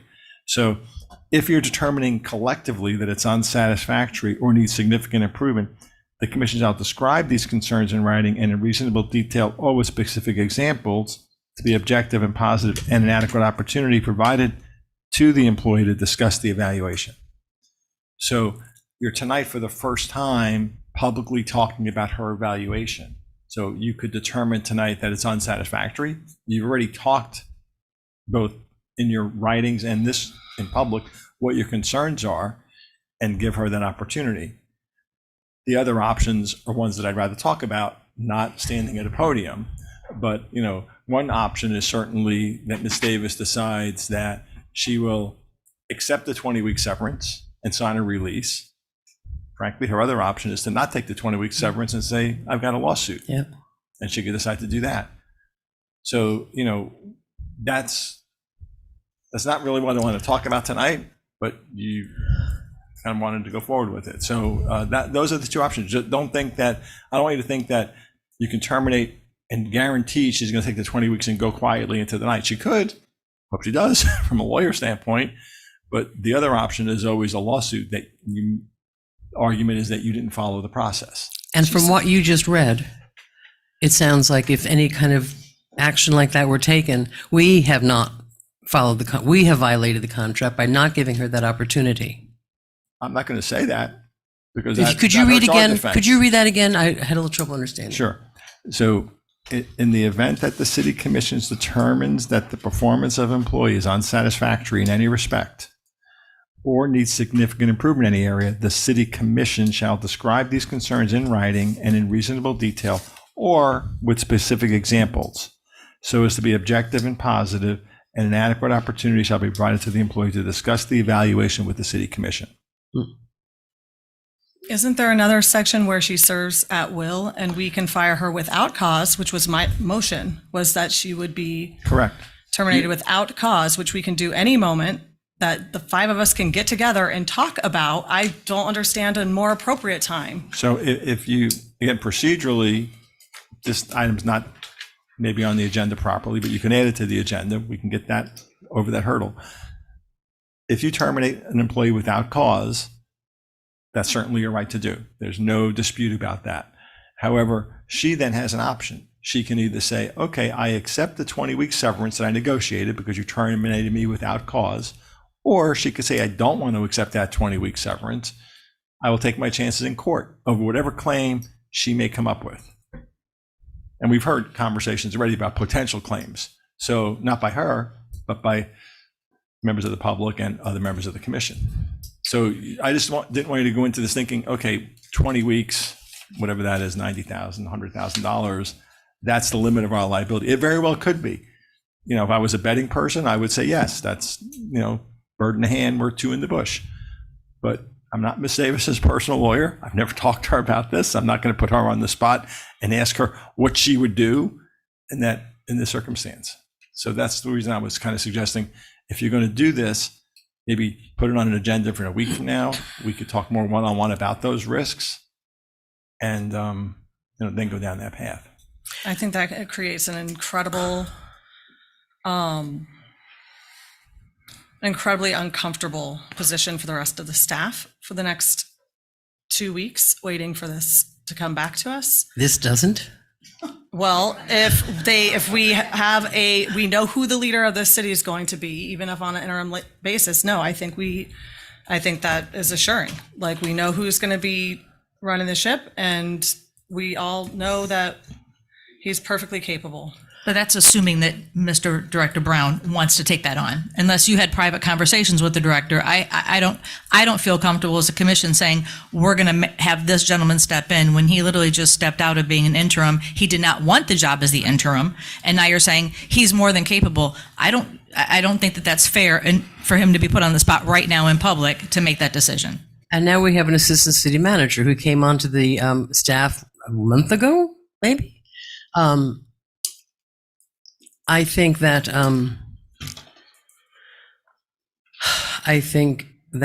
number one, we haven't had the tally of the vote of the. I think anything is premature until we find out what the numbers are. Mr. McVoy, I would ask that we table this discussion until we come back and find out what the actual numbers are and where it falls on our list of 1 through 5. And can a bathroom break be included in that You can break? absolutely do that.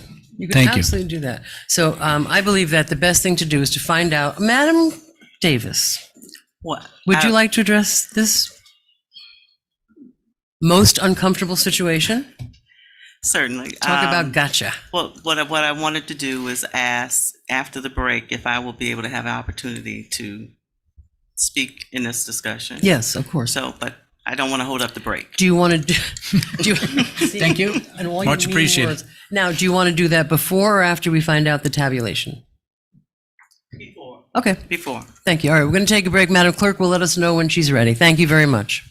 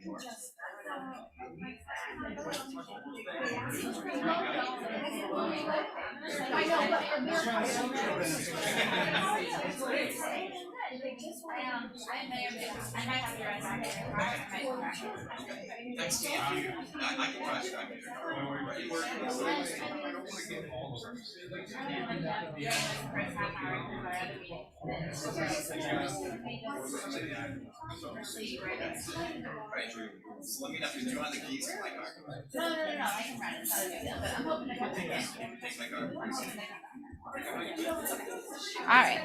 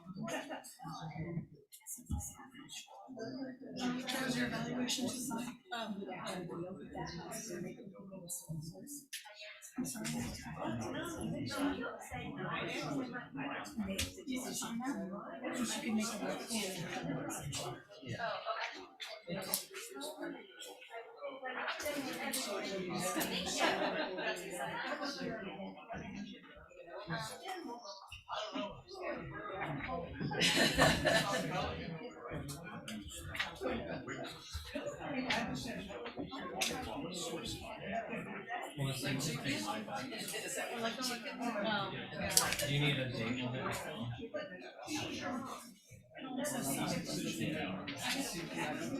Oh, Melissa. Yeah.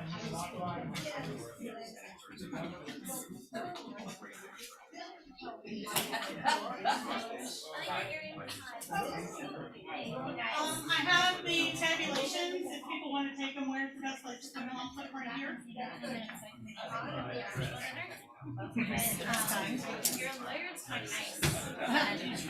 So it's been lovely sitting over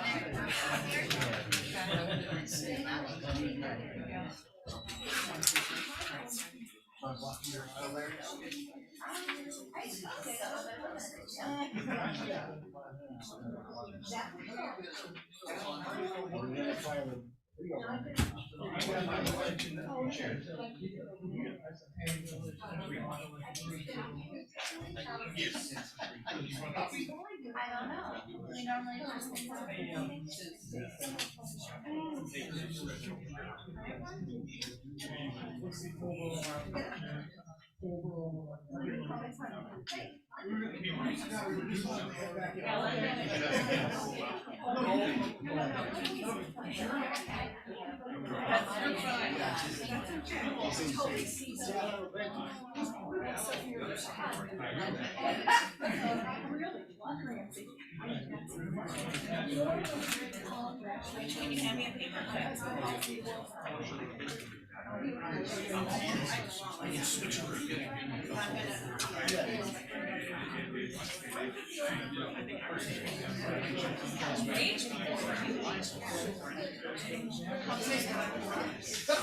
He stood right there in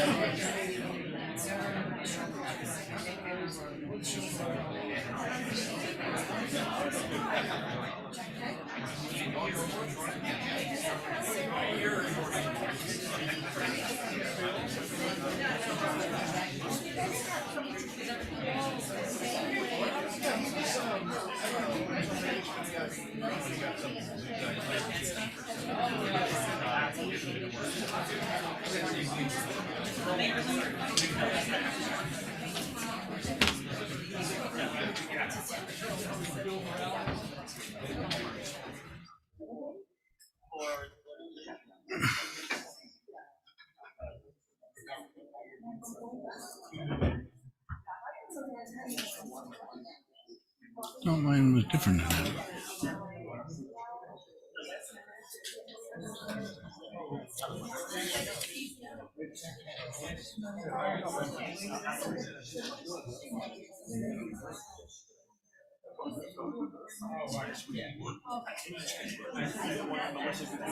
Oh, I see. This is okay. No, I stood enough.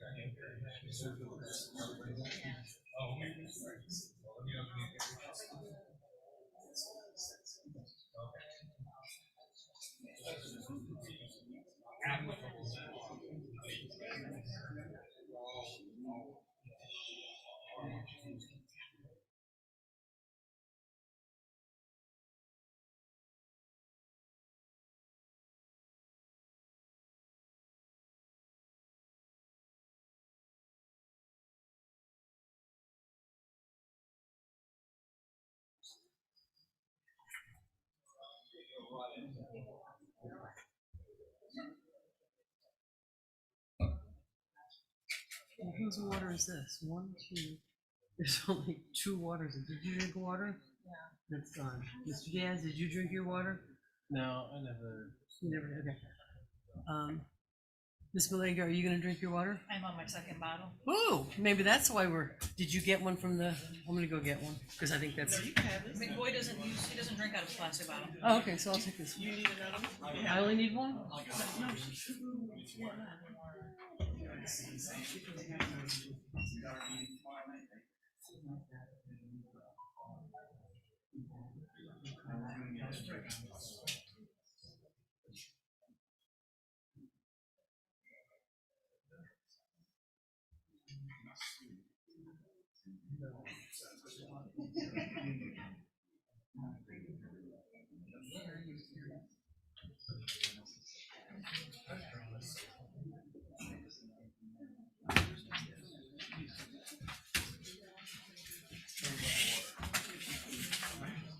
Okay. Yeah, oh, yeah.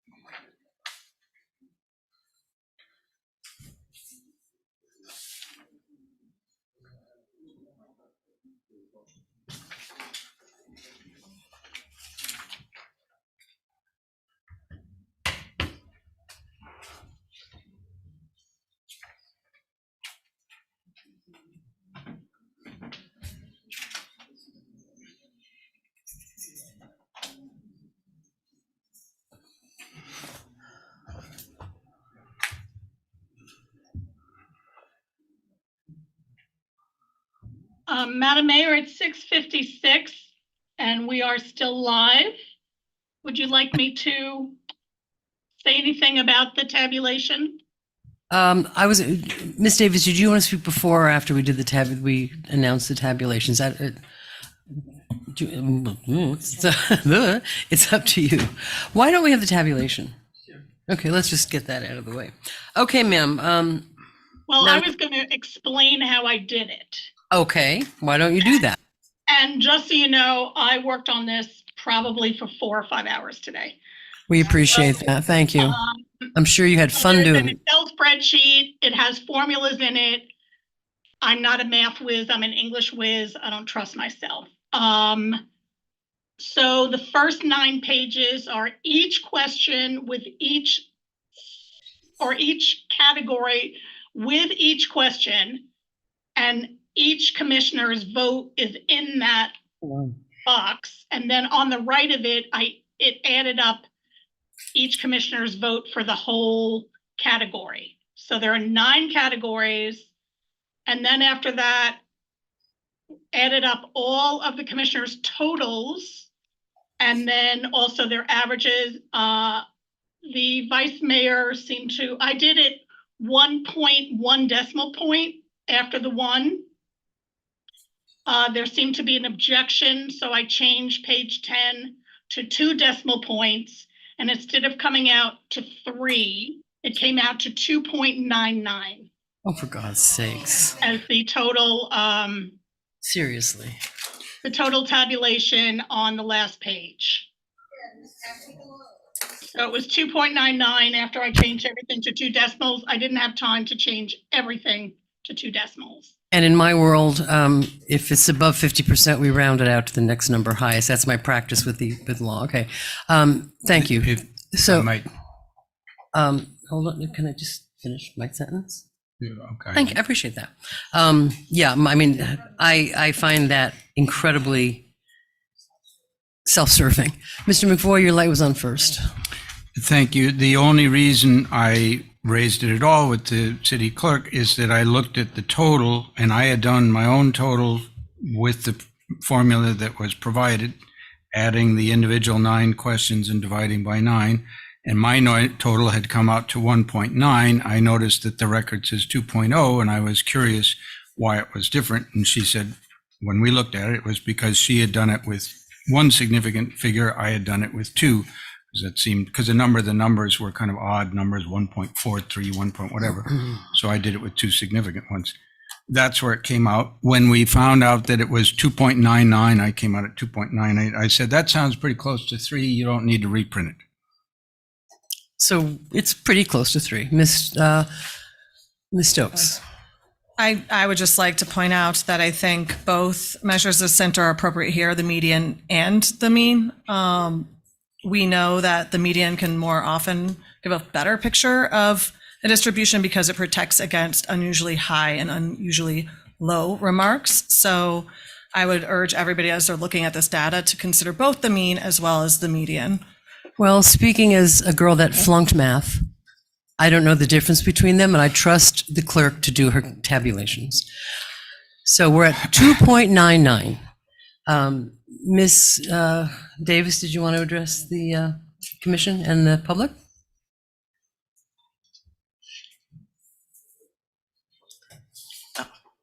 Thank you, Madam Mayor. I'm thrown for a loop, so I had a message prepared, so I have to now revamp my mindset in my message. But I do want to say part of that message and then go from there. First, I want to say that I certainly want to express my appreciation for being the city manager of City of Lake Worth Beach. My enthusiasm to accept this role and serve the Lake Worth Beach community was the opportunity to work with a new commission in steering the city operation in a new direction. During the first 12 months, I spent time listening, learning, and understanding the city operations, understanding the city commission, the staff, the community, and the issues, while jumping headfirst, emerging directly into many challenging issues. Likewise, at the same time of my hire, the country was recovering from the unprecedented COVID-19 pandemic, which impacted in-person contact and delayed connections in the community, which was difficult for me. There were some challenging issues during the first year, of course, as I mentioned, COVID-19, the preparedness and protocols that were going on while trying to maintain continuity of city services. Matter of fact, probably in the first month, I contracted COVID.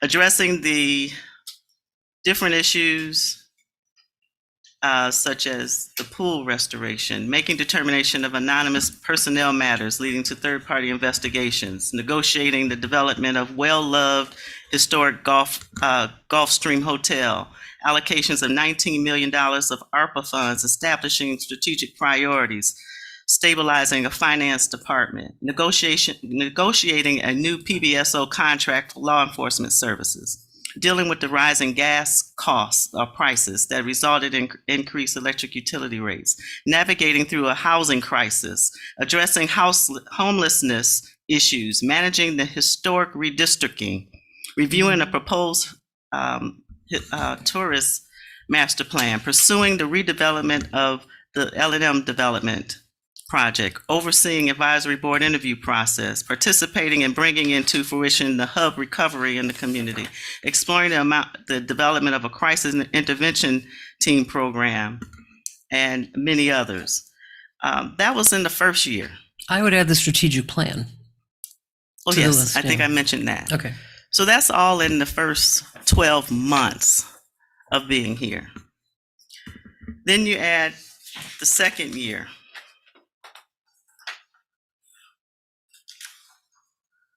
Well, during that year, we addressed many things. Of course, now establishing new leadership in the finance department, stabilizing that team, and making sure that that department is running efficiently and proficiently in the finance activities, because the finance department is the heart of the city.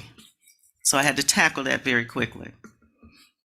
Address and improve the personnel action request process by creating financial accountability and cross-functional controls to ensure requests are within the approved budget.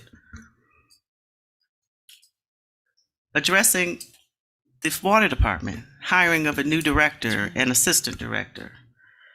I also was able to bring in an AmeriCorps Vista member, volunteer, which was granted through a professional organization I'm part of, which was to help us enhance our community partnership activities and relationships. So quite a bit has happened. And so in submitting my evaluation, not only did I self-evaluate myself, but I also created a document which is called a Self-Performance Evaluation Reflections, because I felt it is important to put context to the evaluation, context of the environment that I walked into, context of the issues of the community, and context of how all this had to come together. And coming together with a new team and rallying around a new team and a new commission with new direction and trying to guide that process. Challenging, but I wanted to tackle this challenge. And so no regrets there. I am somewhat surprised at the direction of the evaluation. I appreciated going through the evaluation and receiving the feedback from each one of you. Very helpful. What I did learn, and as we all can do, is improve. There's always room for improvement. And then there will be mistakes. There will be some missteps. And one thing I want to say before I move forward, which I should have said at the beginning, I appreciate the team being here. I appreciate the expression of support from the team. And so I want to say I thank you. Thank you for being here and supporting me. And what I always say to the team, we need to be transparent, upfront, and honest. And I have been nothing but that. And I express that to them. And so when we have issues and when we make mistakes, I say we must bring those mistakes forward. And it's how you handle those mistakes that makes the difference. And I hope that that would be considered for me, because that's how I approach my management style and how I approach the staff. I certainly feel that the process was helpful, but in some way a concern. But certainly, this is your process. In the contract, it said it was a mutually agreed upon process, and I must say I'm surprised that it's being handled this way. I certainly would like the opportunity that to at least, if you are moving forward and want to make a change, I respectfully ask that you reconsider and consider giving me an opportunity to improve in the areas that are concerning or you feel that I need to improve upon. So with that, I'll leave it there. And I just want to say, based on what I see in the tabulations, it's at least a satisfactory. I understand your standard. I appreciate now understanding the expectations. It is difficult in this position to, one, move the city in a direction with 5 different opinions, add on the Sunshine Law, also trying to understand expectations to make sure that I am covering them. At this point, I think as a group, this is probably the first time that I'm understanding as a whole what that expectation is. And so now that I understand as a whole, I've heard from you individually, but you got to understand I also operate from this perspective as a body. And so as a body, I now have a full understanding together what your expectations are. So I respectfully request that I have the opportunity to be able to live up to that expectation. So with that, Madam Mayor, I appreciate this opportunity. Thank you. And I would say that to take the action that's being possibly considered tonight is at best unprofessional. I think anyone that has the kind of responsibility and short term, I mean, yeah, you're absolutely right in pointing out the first year you were just trying to listen. The first year that we were elected officials, you're just trying to find out who does what and how things work. To have to do that with a staff of over 400 people, an electric utility, water utility, golf course, a beach, is a very difficult task. And even if we can, at will, without cause, to take a professional person because of some complaints that can be rectified, that can be dealt with,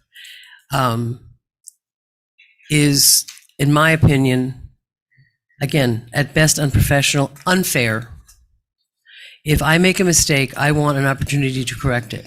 Ms. Davis has admitted that there were some things. No, I pointed out some things that I am not happy with that need improvement. So we need to improve. We are just at the beginning in this city. We have a reputation in this city of drama and of unsettledness and chaos. We are just in the first couple of years now of changing that, of being consistent, of having people that we can rely on. Another thing is the morale of the employees of this city. I cannot imagine what it's been like to listen for the past few months to the criticisms that have been coming from this dais. And it's my understanding, and I've spoken to some, folks, the morale of the employees right now is hard. If their leader in one quick motion can be chopped away, what does it mean to the stability of this city? We need to present a stable, unified, not perfectly agreeing, face to the public. It's more than just how we internally do. It's also how we get money based on how we are perceived. We get respect or not respect based on how we're received. When we go someplace and we're from the city of Lake Worth, there's a moment where we just have to say, well, things are different than they were when people were screaming at each other, whatever. So I find it really distasteful that this has happened tonight. That Ms. Stokes, that you would say, you say you have higher standards perhaps than other people. Well, maybe that's true.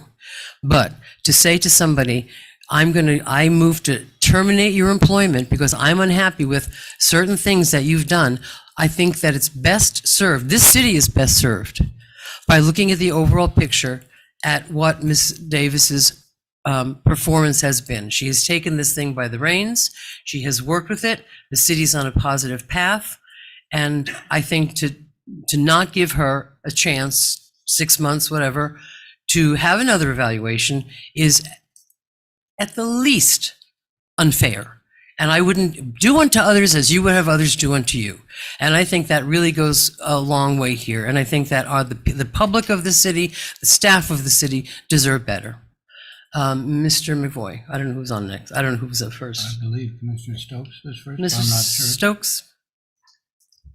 Yes, thank you. This is obviously a very challenging situation because we have 5 people who cannot talk to each other. And I believe for the morale of the city and the moving forward of the city that the more swift action you take, the better. Again, from best practices. I would argue that the most critical role for the manager in a council management government is the ability to work with the body. A strong manager with a poor relationship with the elected officials will not succeed.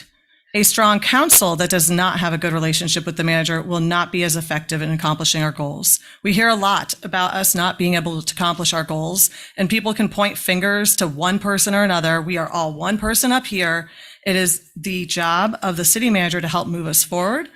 I did not want to go through all of the things we've all heard from the community where they're not seeing things move forward. I've heard from staff about with the oceanfront property, we don't have a viable path forward there. There's been no real communication between the city and the CRA with regards to how we are going to develop the downtown. There's a board of 5 and a board of 7, and I've asked the city manager to connect us more often, and she has not. There are many things that go on. I take this job very seriously. I think the best thing we can do is provide swift and decisive action. If other people are not seeing the same things I can, we will call the vote. I will lose. So I will withdraw my original motion, and instead I will make a motion to amend the agenda to add the discussion item to terminate and replace the city manager tonight.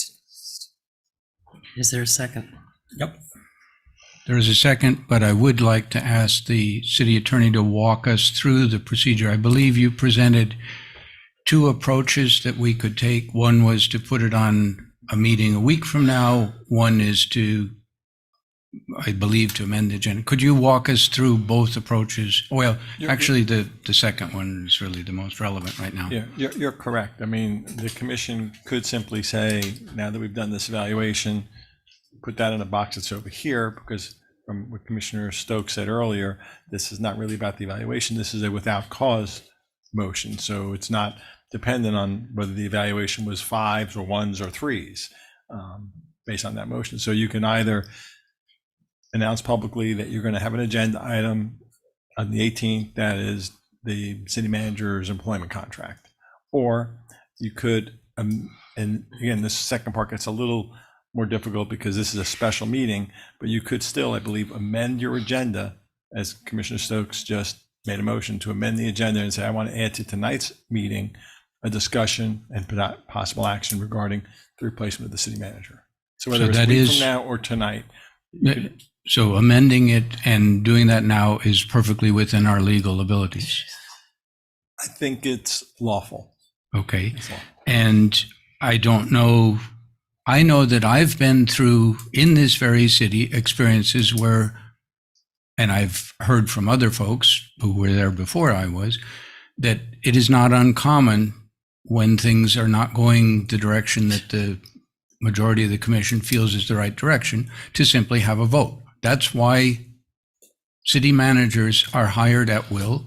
That's why they are paid large amounts of money. That's why they have severance contracts, because it just is the reality that, and it's not necessarily, any given person. Sometimes it's just certain things are not a good fit.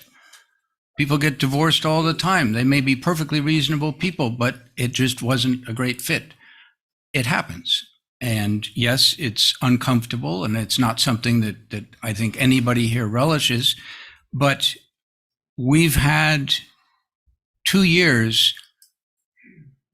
I can speak for myself and what I think I'm hearing from the presentation from Commissioner Stokes, and also heard some from Commissioner Diaz. I can speak for my experience. I've given lots of opportunities. I really distinctly remember, and the city manager may remember, a particular conversation fairly early on, but a ways in, so we'd sort of started seeing things. And I said, I really want you to succeed. And that was sincere. I did want her to succeed. And unfortunately, repeatedly, suggestions weren't taken, things that would have improved communication, which has clearly come up as a frequent thing. It's just maybe not a good fit. It might be a better fit somewhere else. I think it is worth considering. I understand, Madam Mayor, that you're not a numbers person and medians and means are the same to you. They are actually not the same. There's a reason why they give house prices in Palm Beach County both as averages and as medians, because the average is skewed by the fact that we have Palm Beach over there, and it has some astronomical prices that have really no bearing on the average price of a house. So you go to a median, which is the more predominant numbers, that gets you closer at an understanding of your numbers. So a median in this case says, hey, you got 5 votes, kind of how do they distribute out? That gives you a different reading than means do. It gives you an indication in this case that you've got 3 out of the 5 that are saying the person in question is below satisfactory. That's probably not the best situation for the city. And It would have been very nice if we had had this discussion a year in so that the city manager could have had feedback from all 5 of us at that time. I'm hearing that one of our commissioners repeatedly asked for that to happen, pointing out that the contract says annually. And as was pointed out from members of the public, we as a city had a situation where we had a city manager that also had an annual contract review, and it was just ignored. And that was not something that the community was very happy about. I would think that if the new manager came in and said, hey, I recognize there's been a change, we want to go in a different direction, that they would say, oh, let's not repeat that mistake again. Let's make sure we get our review going early. That'll give me feedback if we need to adjust course. I am not in favor of the idea that we're going to extend this out further. So I've made my second, that I'm understanding that it is lawful for us to amend our agenda to put the motion, put it on the ballot, or put it on to a vote for us. Mr. Diaz. Mr. Diaz. Yeah, thank you.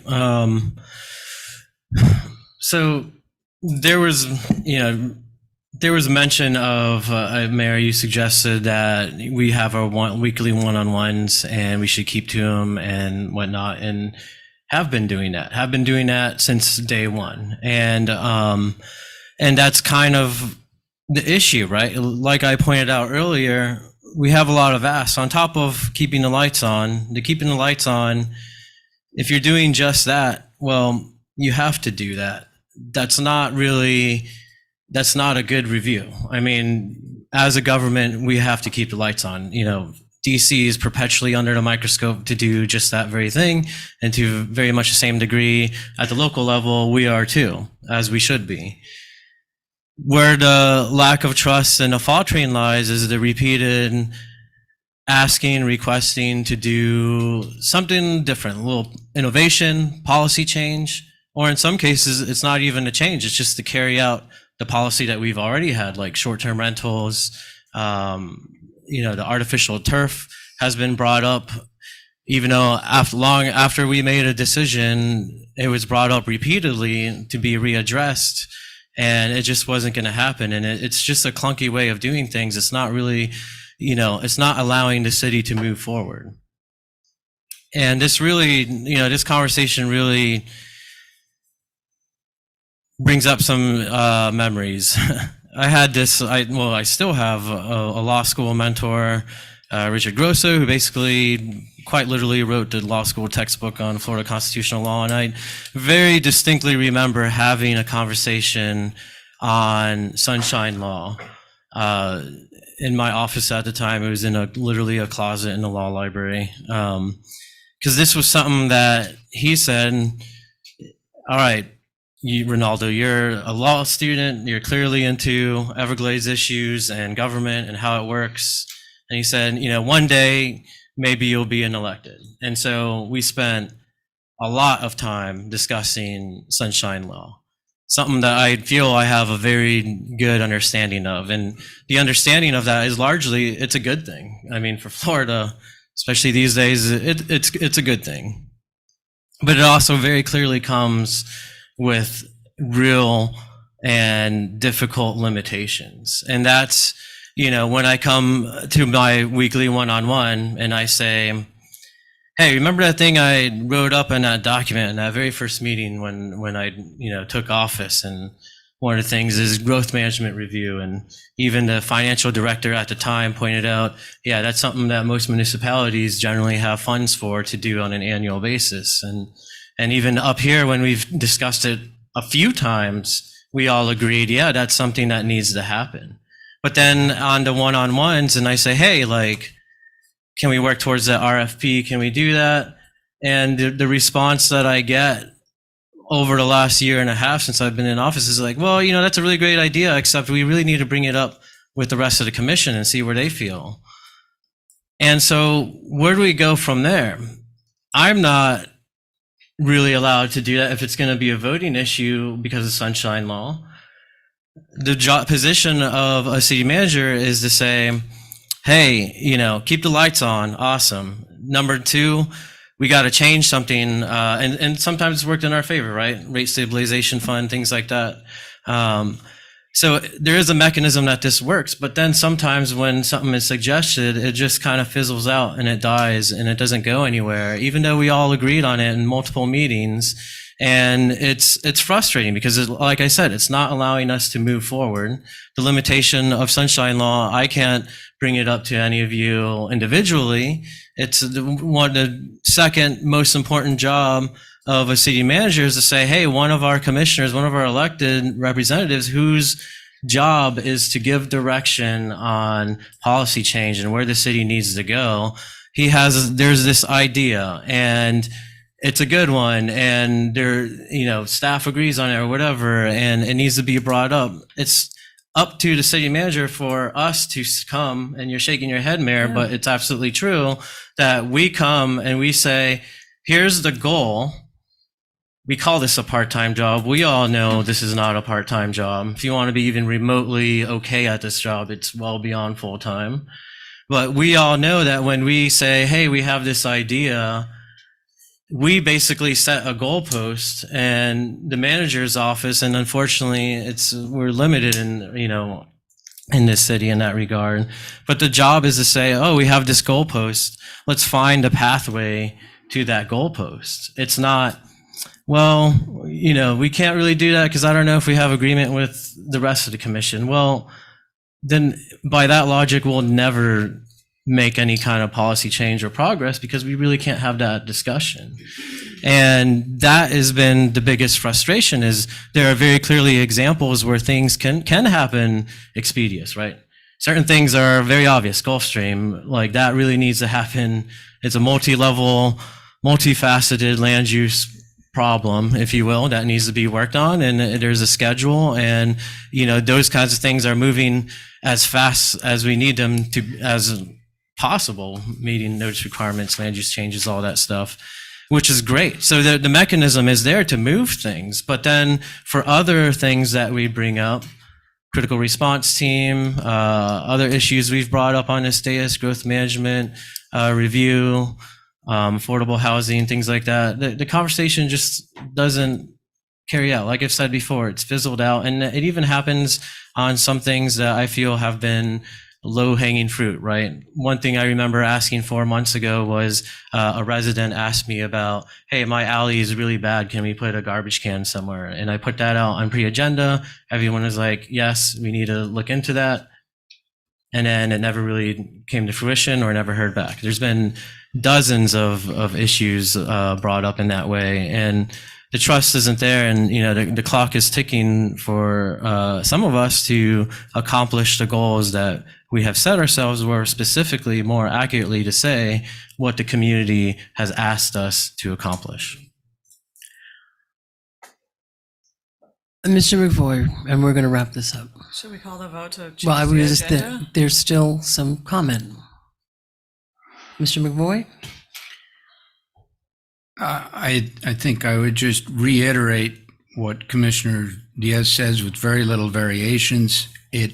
I've had the same experience. I've raised certain things in our one-on-one meetings with the city manager. I'm told that, well, I don't know if the other commissioner's on board. That's exactly the job of the city manager, find that out.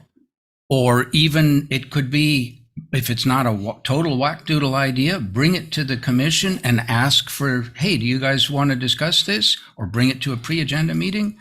That's what the city manager can do because they have access through the sunshine to all of us.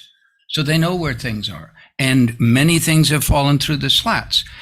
I think some of the dismay, if I might say it, outrage that you heard earlier in the community is somehow, and the email train is there, one commissioner pushed for an issue that nobody in their right mind in this city would think was a good idea.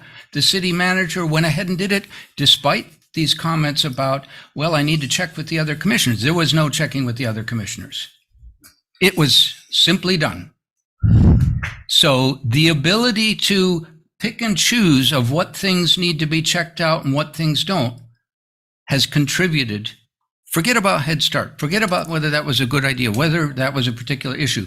It's an example of picking and choosing what issues need to be raised with all the commissioners, as several of us apparently have heard multiple times, and what things you can just go ahead and do.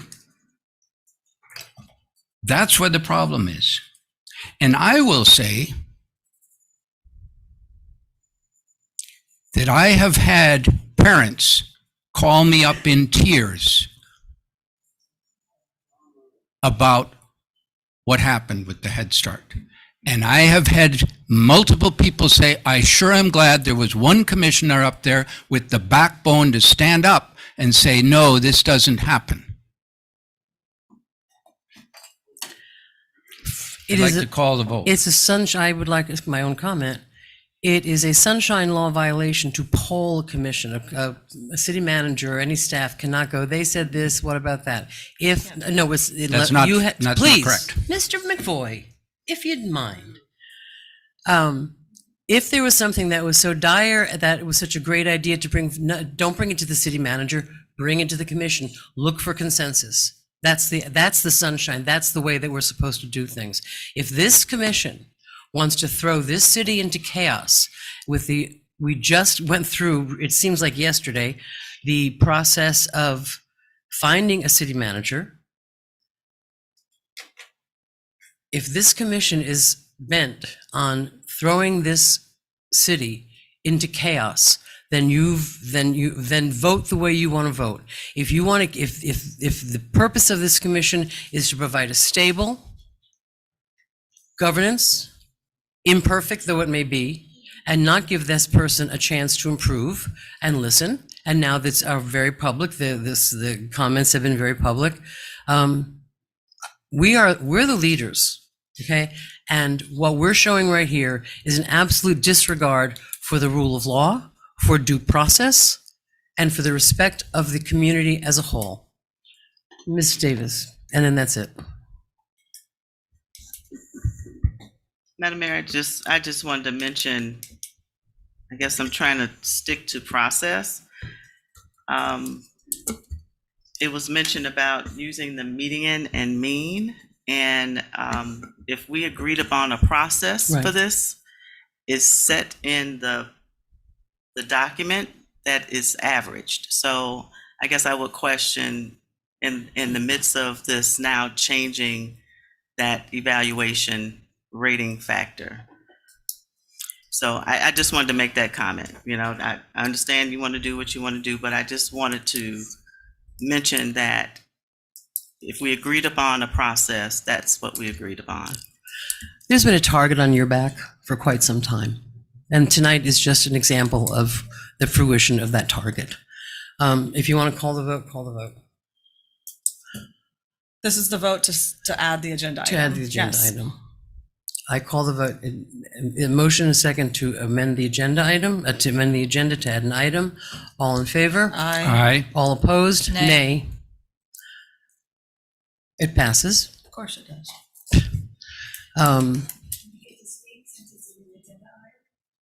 Public comment. Okay, thank you. Fill out your cards. I would like to clarify that I'm in not any way suggesting that we amend the form or the tallies on the form or the presentation of the form. I believe when we talked about the form that we were going to be using for the city manager review, I know that I was very clear that this is one piece of paper that we will use to evaluate, and this will be the official evaluation. Nothing will change. I don't think anything should change on that form. However, I do think it's important for all of us who continue to be criticized for not being professional when I've been nothing but in my efforts to get this going, that we consider all relevant information and that we use our judgment and our discernment and our education to understand the difference between a median and a mean. So it will not change anything on the form, but when I look at data, I look at multiple summary statistics of that data. It's very relevant to the way that I don't care if the number is a 1, a 2, or a 5. I have not been able to work with the city manager, and no number is going to change that. Well, I don't know what it reflects on who can get along with people or not. Ms. Malega? I'm hearing a lot of, I haven't been able to work with the city manager, and I can think on maybe 5 in the last 2 years where I've gotten a phone call that the city manager has had to reschedule my one-on-one. Maybe 6 in 2 years. I would like to know how many times the city manager's gotten a phone call that I can't make my one-on-one, or I can't do my evaluation, it's not convenient for me. I can't make the pre-agenda meeting because it's not convenient for me. So I just would like to know, in all fairness, I know that 2 people sitting up here changed their evaluation one-on-one to today. And that's not fair to the city manager. She had to think all weekend on this, knowing that Commissioner Stokes and Commissioner McVoy waited until the last minute to do their one-on-ones when they had full intention, in my opinion, of what they were going to do. And at this point, I just think that this is unfair, unjust. And, I'm not going to sit here and say that everything's been perfect with the city manager, because it hasn't. And you can roll your eyes at me, Commissioner Stokes. I'm sorry, but I'm sick of you telling me what I'm thinking of doing. I had a coworker die on Wednesday. Okay, well, And my you have the godson nerve was to come murdered. up You had here nothing to say to me, so I don't want to say- talk about it. And tell me what my intentions are. Yeah, I think I'm putting that over there. It is out of line. it's quite out of line to Well, it's not make the first assumptions example. of what reasons. I'm just All right, saying, Mr. I didn't- McFoy, there we was don't no address assumption. each I other. just said it wasn't fair to the city manager to have to think about that all weekend. That was what I said. I didn't say anything. Yes, you did. No, I didn't. I said it wasn't fair. It wasn't fair. It's not fair. I said it wasn't fair that you changed your appointments. All right, I have one card. Rich Raphael? Oh.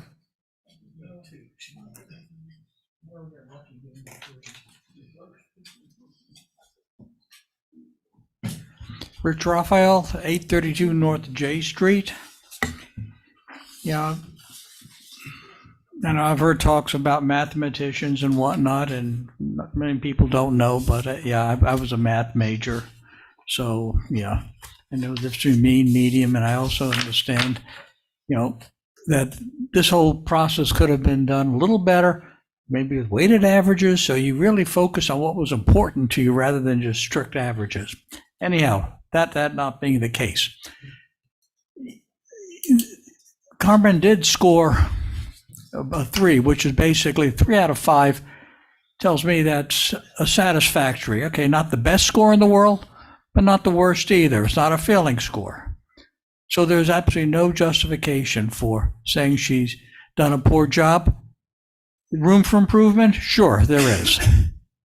And I think that's what you really need to do, is to take a look at a person that is trying to help make this city a better city, and to say, okay, this is what I don't like. This is what needs to be improved.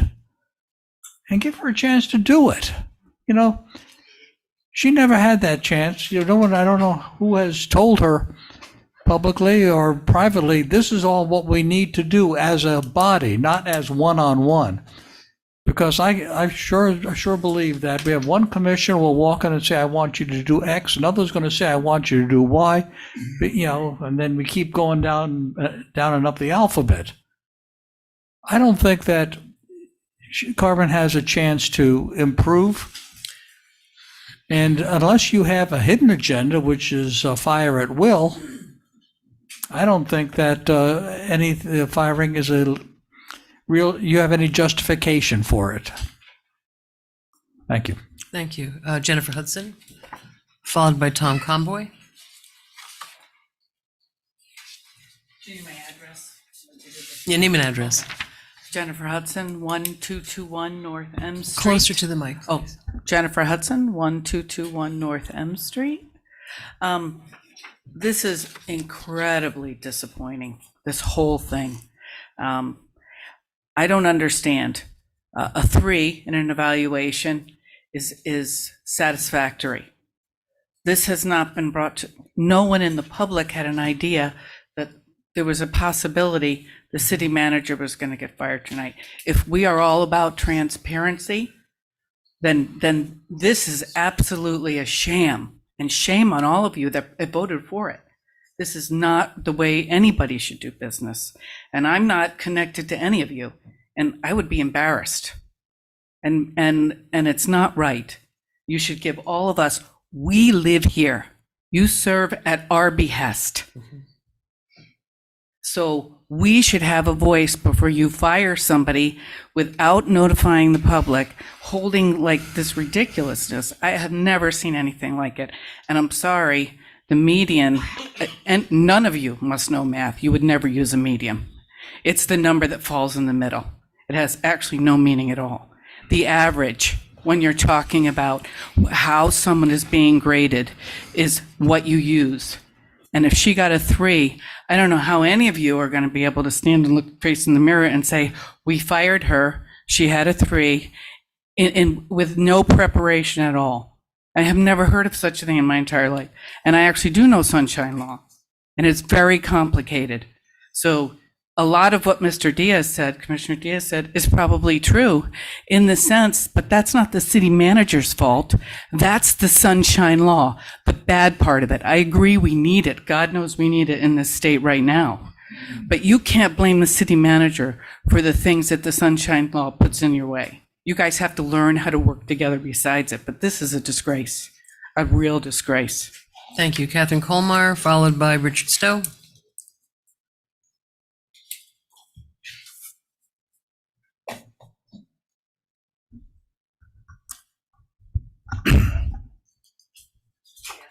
I called Catherine Colmeyer You also called me. No, oh, beforehand. great, is that it? Well, Would we you oughta prefer go- that Catherine go first? Let's let I don't care. I don't care who goes first. So here in Lake Worth, Name and address, please. my name is Thomas Conboy, and I'm a business owner at 30 South M Street. Here in Lake Worth, we have a weak mayor system, okay? In West Palm Beach, they have a strong mayor system. What that means is that the strong mayor can hire and fire department directors, right?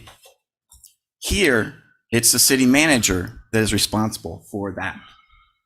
The city manager is answerable to the commission. The city manager has an at-will contract. I worked for government for 17 years, and the first time I had an executive director fired on me for at-will, I was a little bit freaked out. I'm going to be honest. And I thought that it was wrong. But when I talked to other people, they realized that that leader no longer had the commitment and the backing. And I think it's very apparent now that you don't have that backing. Even if they gave you a second chance, they're not going to trust you. Commissioner, you and the mayor have been getting lots of stuff done in this city. 3 other commissioners barely get it done. Okay. Ginny Powell? All right, Catherine, go ahead. Catherine, you're next. Then Ginny Catherine's Powell. up there. Give her. Ginny, you can sit up Say here bye. and wait. Catherine Colmeyer, 503 First Avenue South. Each member of this commission and mayor were elected. And can you hear me? Well, I'm either going deaf or not quite as well as I'd like to. Each person on this commission was elected. And the commission, it's part of that commission's job to hire and fire city managers without discussing it with the public first, although a lot of discussion has happened tonight. You've been elected. If there's a majority, that's a democratic process. I'm not going to say anything about where I think the outrage on this commission lies, but you can probably guess my opinion. But there are a lot of opinions flying around. I just want to say again, each commissioner and mayor was elected by the people of the city. That election, when they're up for election again, that'll be another referendum on their performance. As it stands, if there's a majority on the commission to vote for an action, that is how democracy works. Thank you. Thank you. Ginny Powell? Ginny Powell, 224 North Palm Way. I've been in the city a long time. There was an instance, and it's not exactly comparable, but I'm going to tell you about it for those who don't know.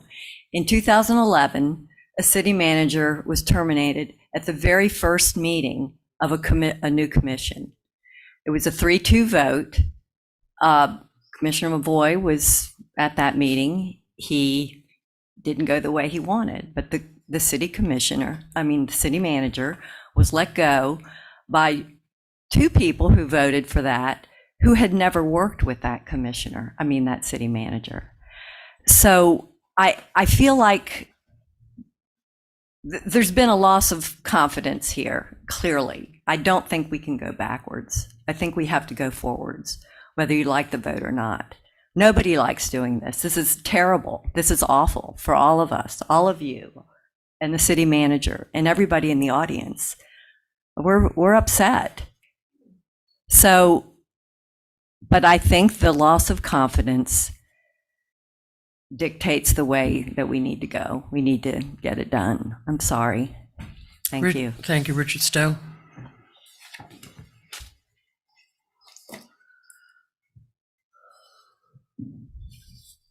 Richard Stowe, 414 North Federal Highway. I very much appreciate for Commissioner Stokes to bring this matter up to allow the commission to vote on it. And Vice Mayor McVoy and Commissioner Diaz's statements are in concert with mine.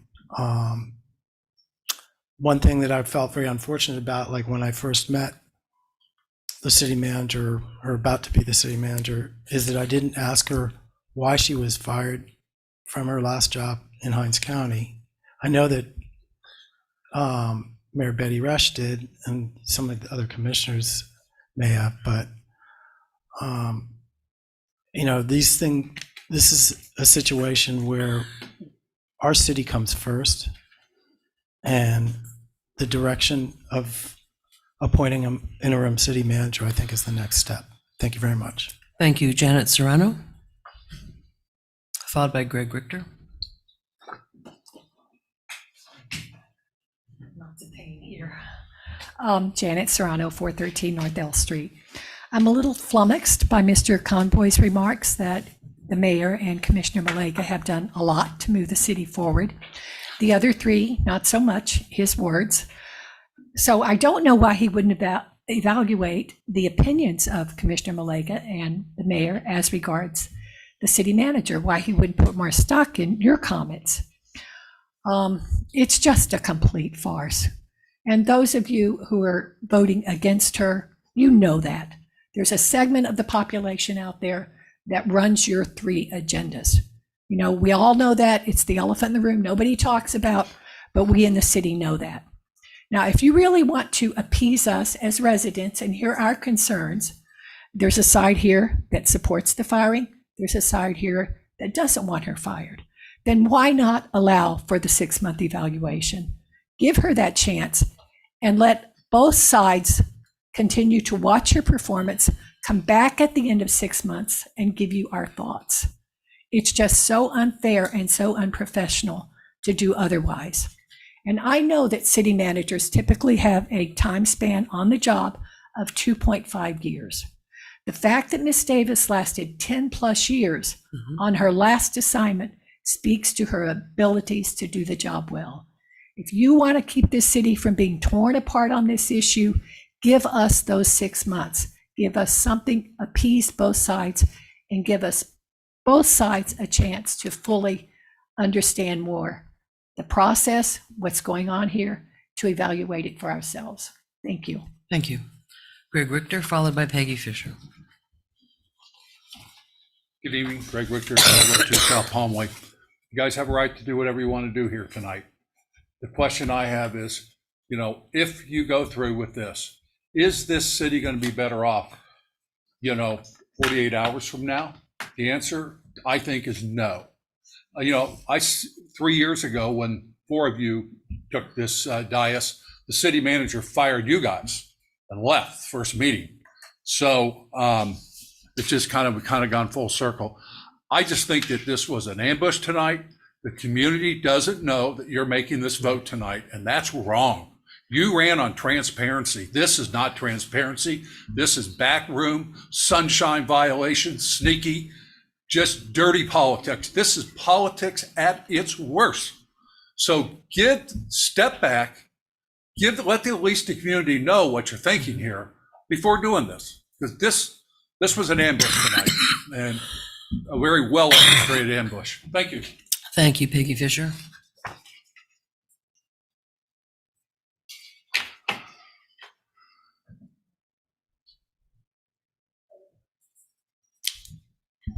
Madam Mayor, there's no motion on the floor right now, correct? There was a move to amend the agenda. Right. So what's the motion on the floor right now? Madam Clerk, is there a motion on the floor right now? There is not. Okay. Thank you. So us being so important about going by procedure, Name and address for the record, please. Peggy Fisher, North A Street. I do not give my address number because I was accosted at my home by a sitting commissioner who I will take a lie detector test to prove, as long as he takes one too. Deal. That's personal. That's No, not. that's all right. about this city. All right, I will. So I want to know why Commissioner Diaz, Stokes, and the vice mayor did not sign their evaluations. There's a space on each evaluation for a signature. None of you signed it. Oh, it doesn't go away because you didn't sign it. There is someone controlling each of you. I can't control what you vote for because you've been voting in concert the whole time you've been in office. I heard your director on August 16th say to Vice Mayor McVoy when he got ready to bring up, let's take over the CRA. I heard that person who was right behind me and who Vice Mayor McVoy approached on a break time, that he told her he was ready to bring up the CRA, and she said that he was doing a good job, but she needed to send out directive orders that night. Now, if that isn't working together, I don't know what is. When you all say the same things, we know.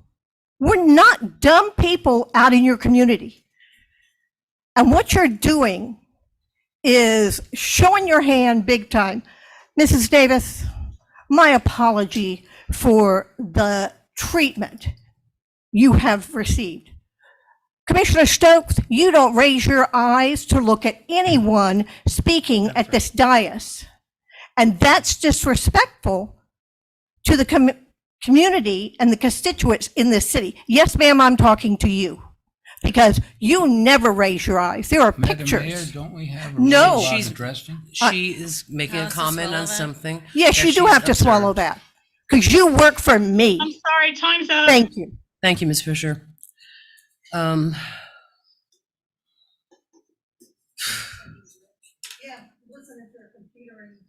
Mr. McVoy.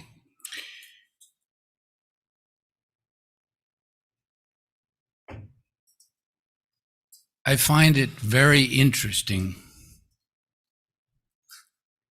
that somebody who has spent a lot of time on education, has traveled different parts of the world, has worked at a whole bunch of different kinds of organizations, is such a pansy that I'm up here wasting my time trying to help bring the city in a good direction as a puppet of somebody else in the city. The fact that you have a Ms. theory, Fisher, please that's don't. good. That's wonderful. Theories are good. Make sure you get them proved. Some people seem to be alarmed that people who have had quite a bit of experience, who've thought, who've studied, might come to similar conclusions. Believe it or not, it happens that people who think about stuff and have dealt with the situation come to similar conclusions. I'm interested to learn. I did not know that the experiences that I have had with the city manager, apparently several other commissioners have had very similar ones. I don't know that that's reassuring to me. It's kind of not reassuring, but it helps me understand why they might have voted or rated in a certain way.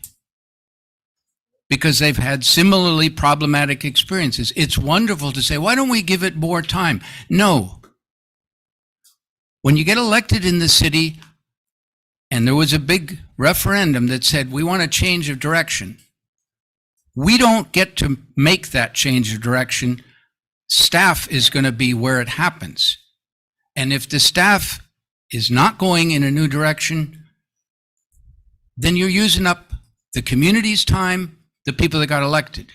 Folks who are making comments now, it's very interesting that last week, the same set of folks was saying, oh, you know, we shouldn't really be bringing public comment in because you folks deal with the city commissioner and you should be making that decision.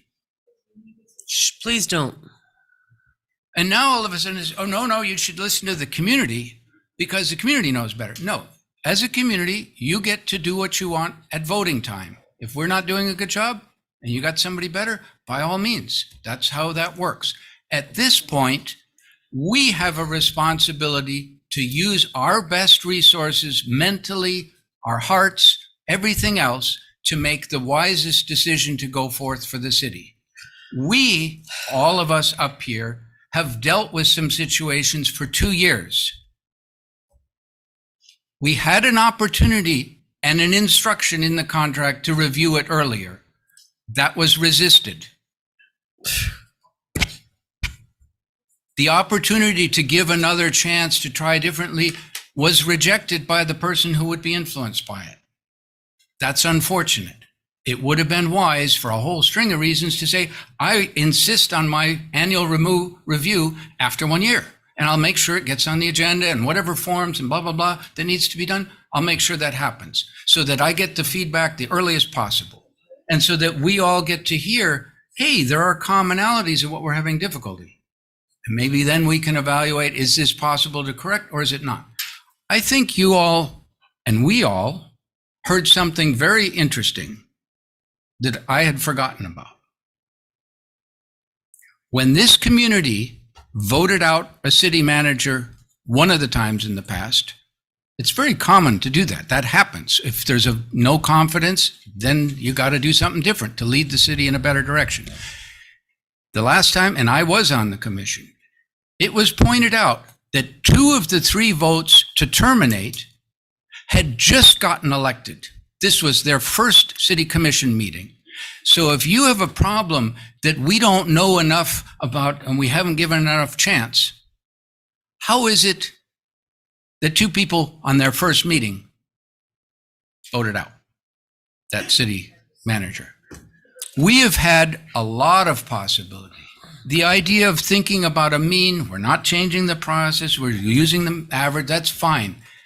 What Commissioner Stokes, I believe, is saying is when you look at information, numeric information, it is very standard to use a number of different ways to look at it because different things tend to give you different information. It's the 7th grade standard. It's right. This is not rocket science. It's pretty early on in things. So all she is saying is if you look at the fact that you've got 3 people who are below satisfactory, you have a clear confidence issue of 3 of the elected officials. It is our responsibility to make the decisions on one. City Attorney, could you clarify for me? A statement was made that what we're doing is unlawful. Is that statement accurate? No. Thank you. Can you remind us of what the next step is of the sequence that you laid out? Well, now you've added to the agenda the topic of whether you're going to continue or not the employment of Ms. Davis. So the next topic would be a motion to make a decision as to whether you're going to continue her employment or not. Ms. Stokes? Next. Gosh, I love numbers so much. But at the end of the day, it all comes down to the one thing. I am 1 vote. There's 1 number that matters to me, and that is the 1.7 that I gave this review, my review of the city manager. Everybody else gets to vote on their experience and their evaluation. And honestly, we're separating the 2 between the evaluation and this is a new item. I am 1 vote. I'm using my experience and the fact that I have tried to work continuously for the first year. I've got to tell you, I wish I worked harder, but I gave Ms. Davis a lot of benefit of the doubt. She's new. I didn't have any time. I came in here. I learned how to interpret the electric rates. I made sure I was watching so that you all had the best information and we had the best information while we're determining and setting your rates. I had to do that all on my own. I didn't have time. I did not have 2 years to Please learn the don't. job. And this is my part-time job. So I gave a year. And then I said, it's time for us to get that review on so I can hear if other people are having similar experiences I am. And it's been 11 months for that. I am one commissioner. I am one vote. I have my personal experience. If 2 or more people have similar ones, like one of our audience members said, that's democracy. This is how we function. So I do make the motion to terminate Ms. Davis's employment with the city without cause, effective immediately. Ms. Malega has her light on. Thank you, ma'am. City Manager Davis, I wouldn't want to work in the city right now if I were you. Because the hostility, the anger from all directions is unfair. And as an elected, that's my job, right? Like, when you put your name on the ballot, you're going to make some people angry and you're going to make some people happy. And the goal is to try to balance the scales as an elected. I'm sad. I'm frustrated. I'm disappointed because I'm pretty sure that there's a bunch of people in this city who would want to be here for this conversation, and that was not publicly noticed. So even though you're saying it's lawful, Mr. Attorney, we did run on transparency. And yes, this was publicly noticed as a review. It was not publicly noticed as a possible termination. I'm pretty sure that many people are going to call in, email, phone, the news cameras, all of it's going to happen. But it's all about how we hold our head high in this city. And this is for staff. This is for residents. If I know one thing about City of Lake Worth Beach is we get through anything together. I'm not going anywhere. I don't care how badly people want to target me for one thing that they don't know the details on. I've done a lot of great things in 2 years, just like the city manager has. I hold my head high at night. I can go to bed knowing that I've done the best that I can do. I'm sorry. I want to thank you for all your hard work. There are times you and I have butted heads, but we've kept it private. There are things that I've asked for things to come forward that they haven't come forward. A year and a half ago, I asked for standardized city issued for rent signs from legal and staff. And I keep hearing it's a lot for us to work through. Okay, great. I'll wait till you guys have time and then we'll bring it to the city commission to see if it's something we can talk about. So it's not that things have been getting done of 2 people that are up here. I think a lot of it has to do with how you interact with staff. I would hate to see how some people treat servers who are having a bad day. Be forgiving. Everybody who sits in this audience, every person in this room, I think with the exception of 2, I've had a personal conversation with. And I don't think there's anybody who can say that I'm intentionally angry or mean, or when I protected our city from 2 weeks ago from what was dropped in my lap, I didn't ask for that conversation, but I did it.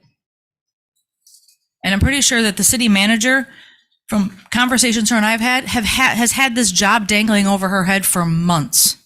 Fire a certain director or your job's in jeopardy.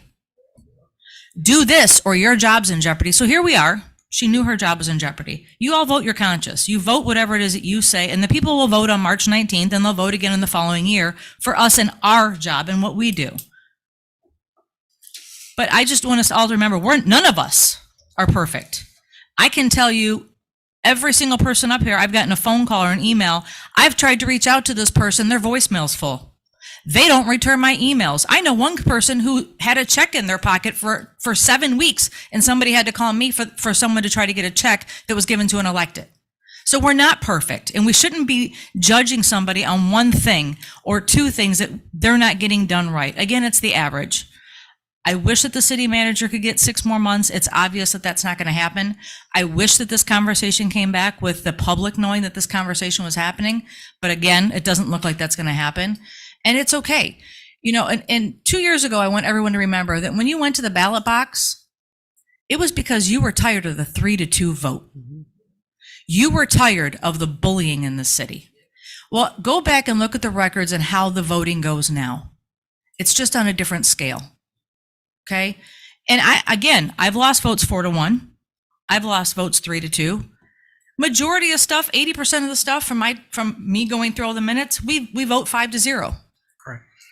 But at the end of the day, things like this, like Benny's, like things that are going to make a difference in the city, like the Gulf Stream, these are conversations that need to happen in front of the entire city, not in a room where most people on a Monday at 5 o'clock, again, people work for a living, didn't know that we were having this conversation.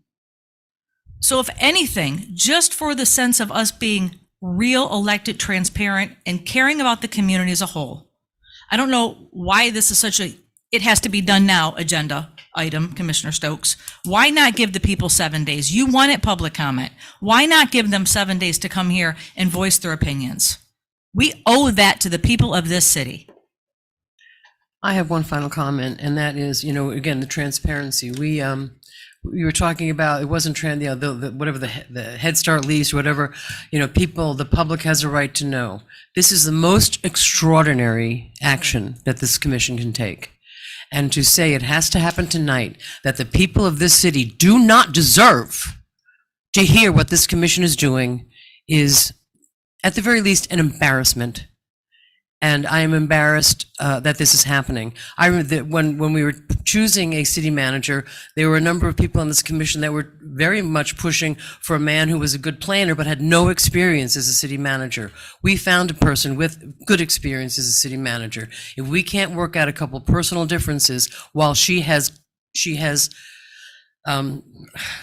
guided this ship the way we have asked her to do, then I think shame on you. Is there a second?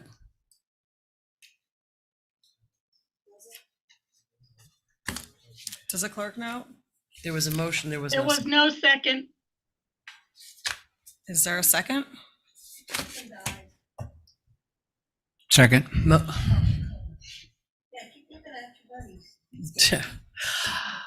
All in favor? Aye. Aye.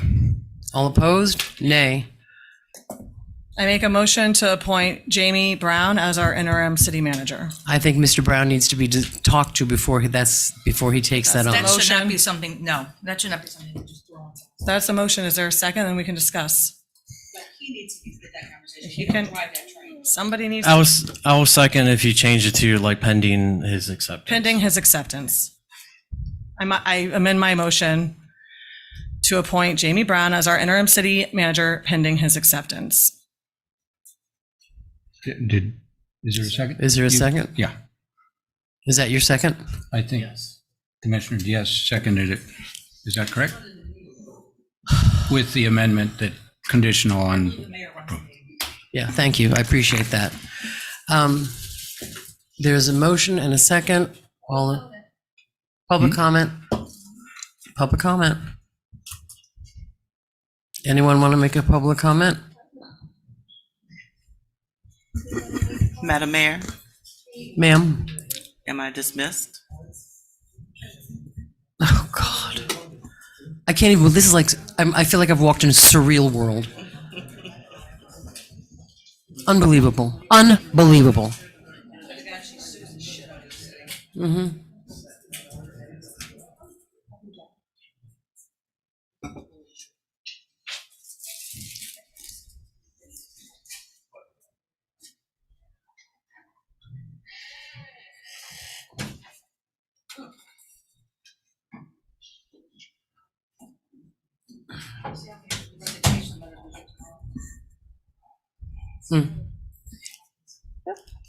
Okay, Ms. Fisher?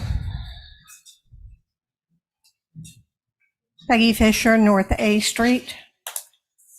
It is inappropriate to put on any director immediately after you fire the city manager to then throw out a director's name and say, you're going to be city manager.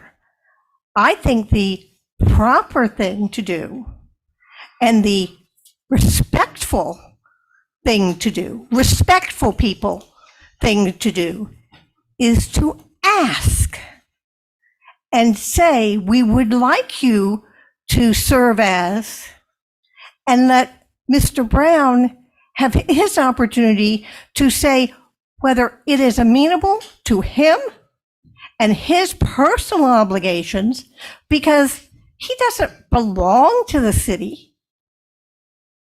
He's an individual. He's got a family. And none of you would let someone tell you you're going to be this and take more time away from your family, take more responsibility on, just because we decided we like you. I like Jamie Brown tremendously. He's done a lot of good things for this city, and he's got a department that doesn't get the respect it needs to get. But I'm looking at 3 people up there who are not being respectful of him. So I don't really feel like I have to be respectful of you, even though that is what I should be. You are not respecting him. And I think that's atrocious. Thank you. Mr. Stowe?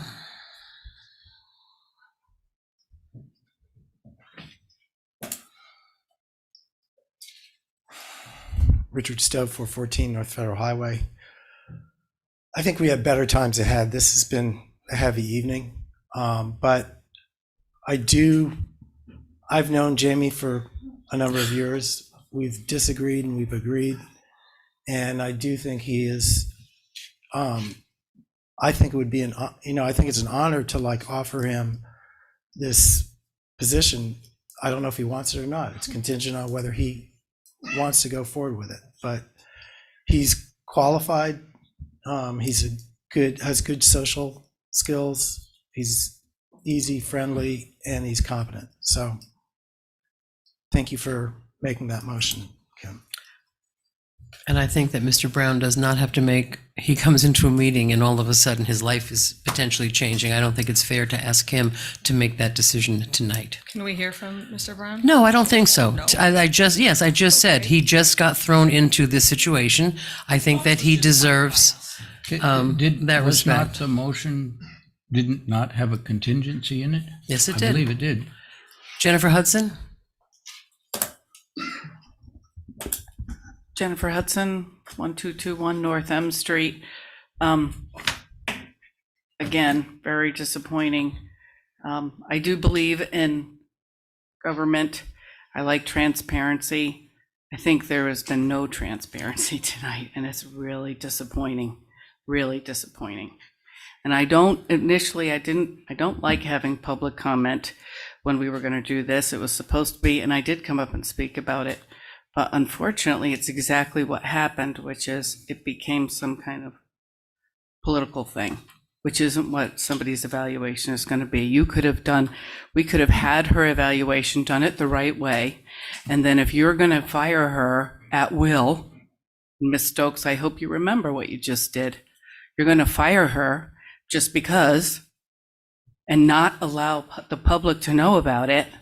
You could have done that at any time. You didn't have to do it tonight in front of all the people that work for her, because I don't really understand how you think the city's supposed to function. I really think, to be honest with you, it's heartless. There was a better way to do it. If you really felt she wasn't doing her job, there was a way to do it that kept dignity and respect for her and all these people that work for her that care about her. You would have cared about them. And out of respect for the public, because we live here, we could have commented. None of that happened because of the way you did it. And it's all you. The 3 of you brought it up. So please understand, voters have a memory. And we will remember, because it's the most disgusting thing I've ever seen. Thank you. Mr. Richter? You really need my address again? 1202 South Palmway. Real simple. This has been a disgusting process tonight, but whatever, it is what it is. I'm asking you for decency to just adjourn this damn meeting and let's be done. Just end it. Just stop this madness right now. Adjourn the meeting and step back, regroup, and figure out your next move going forward, because it's a real important. Your next move is real important. you know, and I'm very concerned. I want you to think about it. Maybe you guys probably already did, but just adjourn the meeting. Let's be done. Well, there's a motion and a second on the floor. I want to make a comment that 3 of the people on this commission are willing to throw the city into chaos to put us through the expense and the time of looking for a new city manager. I remember how hard it was to find a city manager this time. I am deeply disappointed in the 3 of you. Ms. Stokes. I just want to clarify 2 things. There are also opportunity costs. Time spent not moving the city forward is a loss. I also want to say that we have to have somebody acting in an interim role. So I think to not appoint somebody tonight, as this is what we will discuss. There's no automatic thing that happens there. So I would like to hear from Mr. Brown if he's willing to take the role. We have an assistant city manager who's been on the job for maybe 2 weeks. I think Mr. Brown has been here, a proven leader for over a decade that has the trust and faith of the community. Mr. Brown, would you like to address us? I would like to just finish my comment first, please. This city is a large organization. It needs strong leadership. And if it is deemed by the majority that we did not have that, we need somebody to step in and take that role and guide us through this. And to say that we're just going to throw the city into chaos is not true, because I believe we have a lot of people that can help guide us through this as we continue our search for the next city manager. I have full confidence in Director Brown. If he's willing to take it, I think he would be the best person for the job. And tomorrow, we start new. So I'd like to hear from Director Brown. Mr. McVoy has a comment. I defer to Mr. Brown if he would like to speak.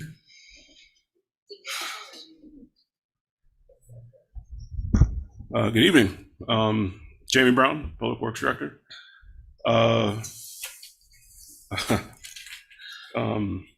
So I've been here at the city almost 13 years now. Obviously, over that time, I've fallen in love with the city, with the residents here, the business owners here. I would like to think that even if I gave this some time to think about it, I feel my answer would be the exact same. At heart, I am a public servant, the same way that I did when I was asked when our previous assistant city manager left to step in on an interim basis. I'm not someone who's going to let the wheels fall off and kind of let things kind of fall into chaos. I stepped up for that role, and if that's the desire of the commission, again, I'm a public servant. I will do whatever is required. Okay. So, thank you. Mr. Brown, you never fail to impress us. All in favor? Motion to adjourn. Well, we have a motion and a second. All in favor? Aye. Aye. Motion passes. Mr. Brown, thank you very much. It was a Unanimous. 5-0. Thank you. And motion to adjourn. Do we have a second? Second. All in favor? Aye.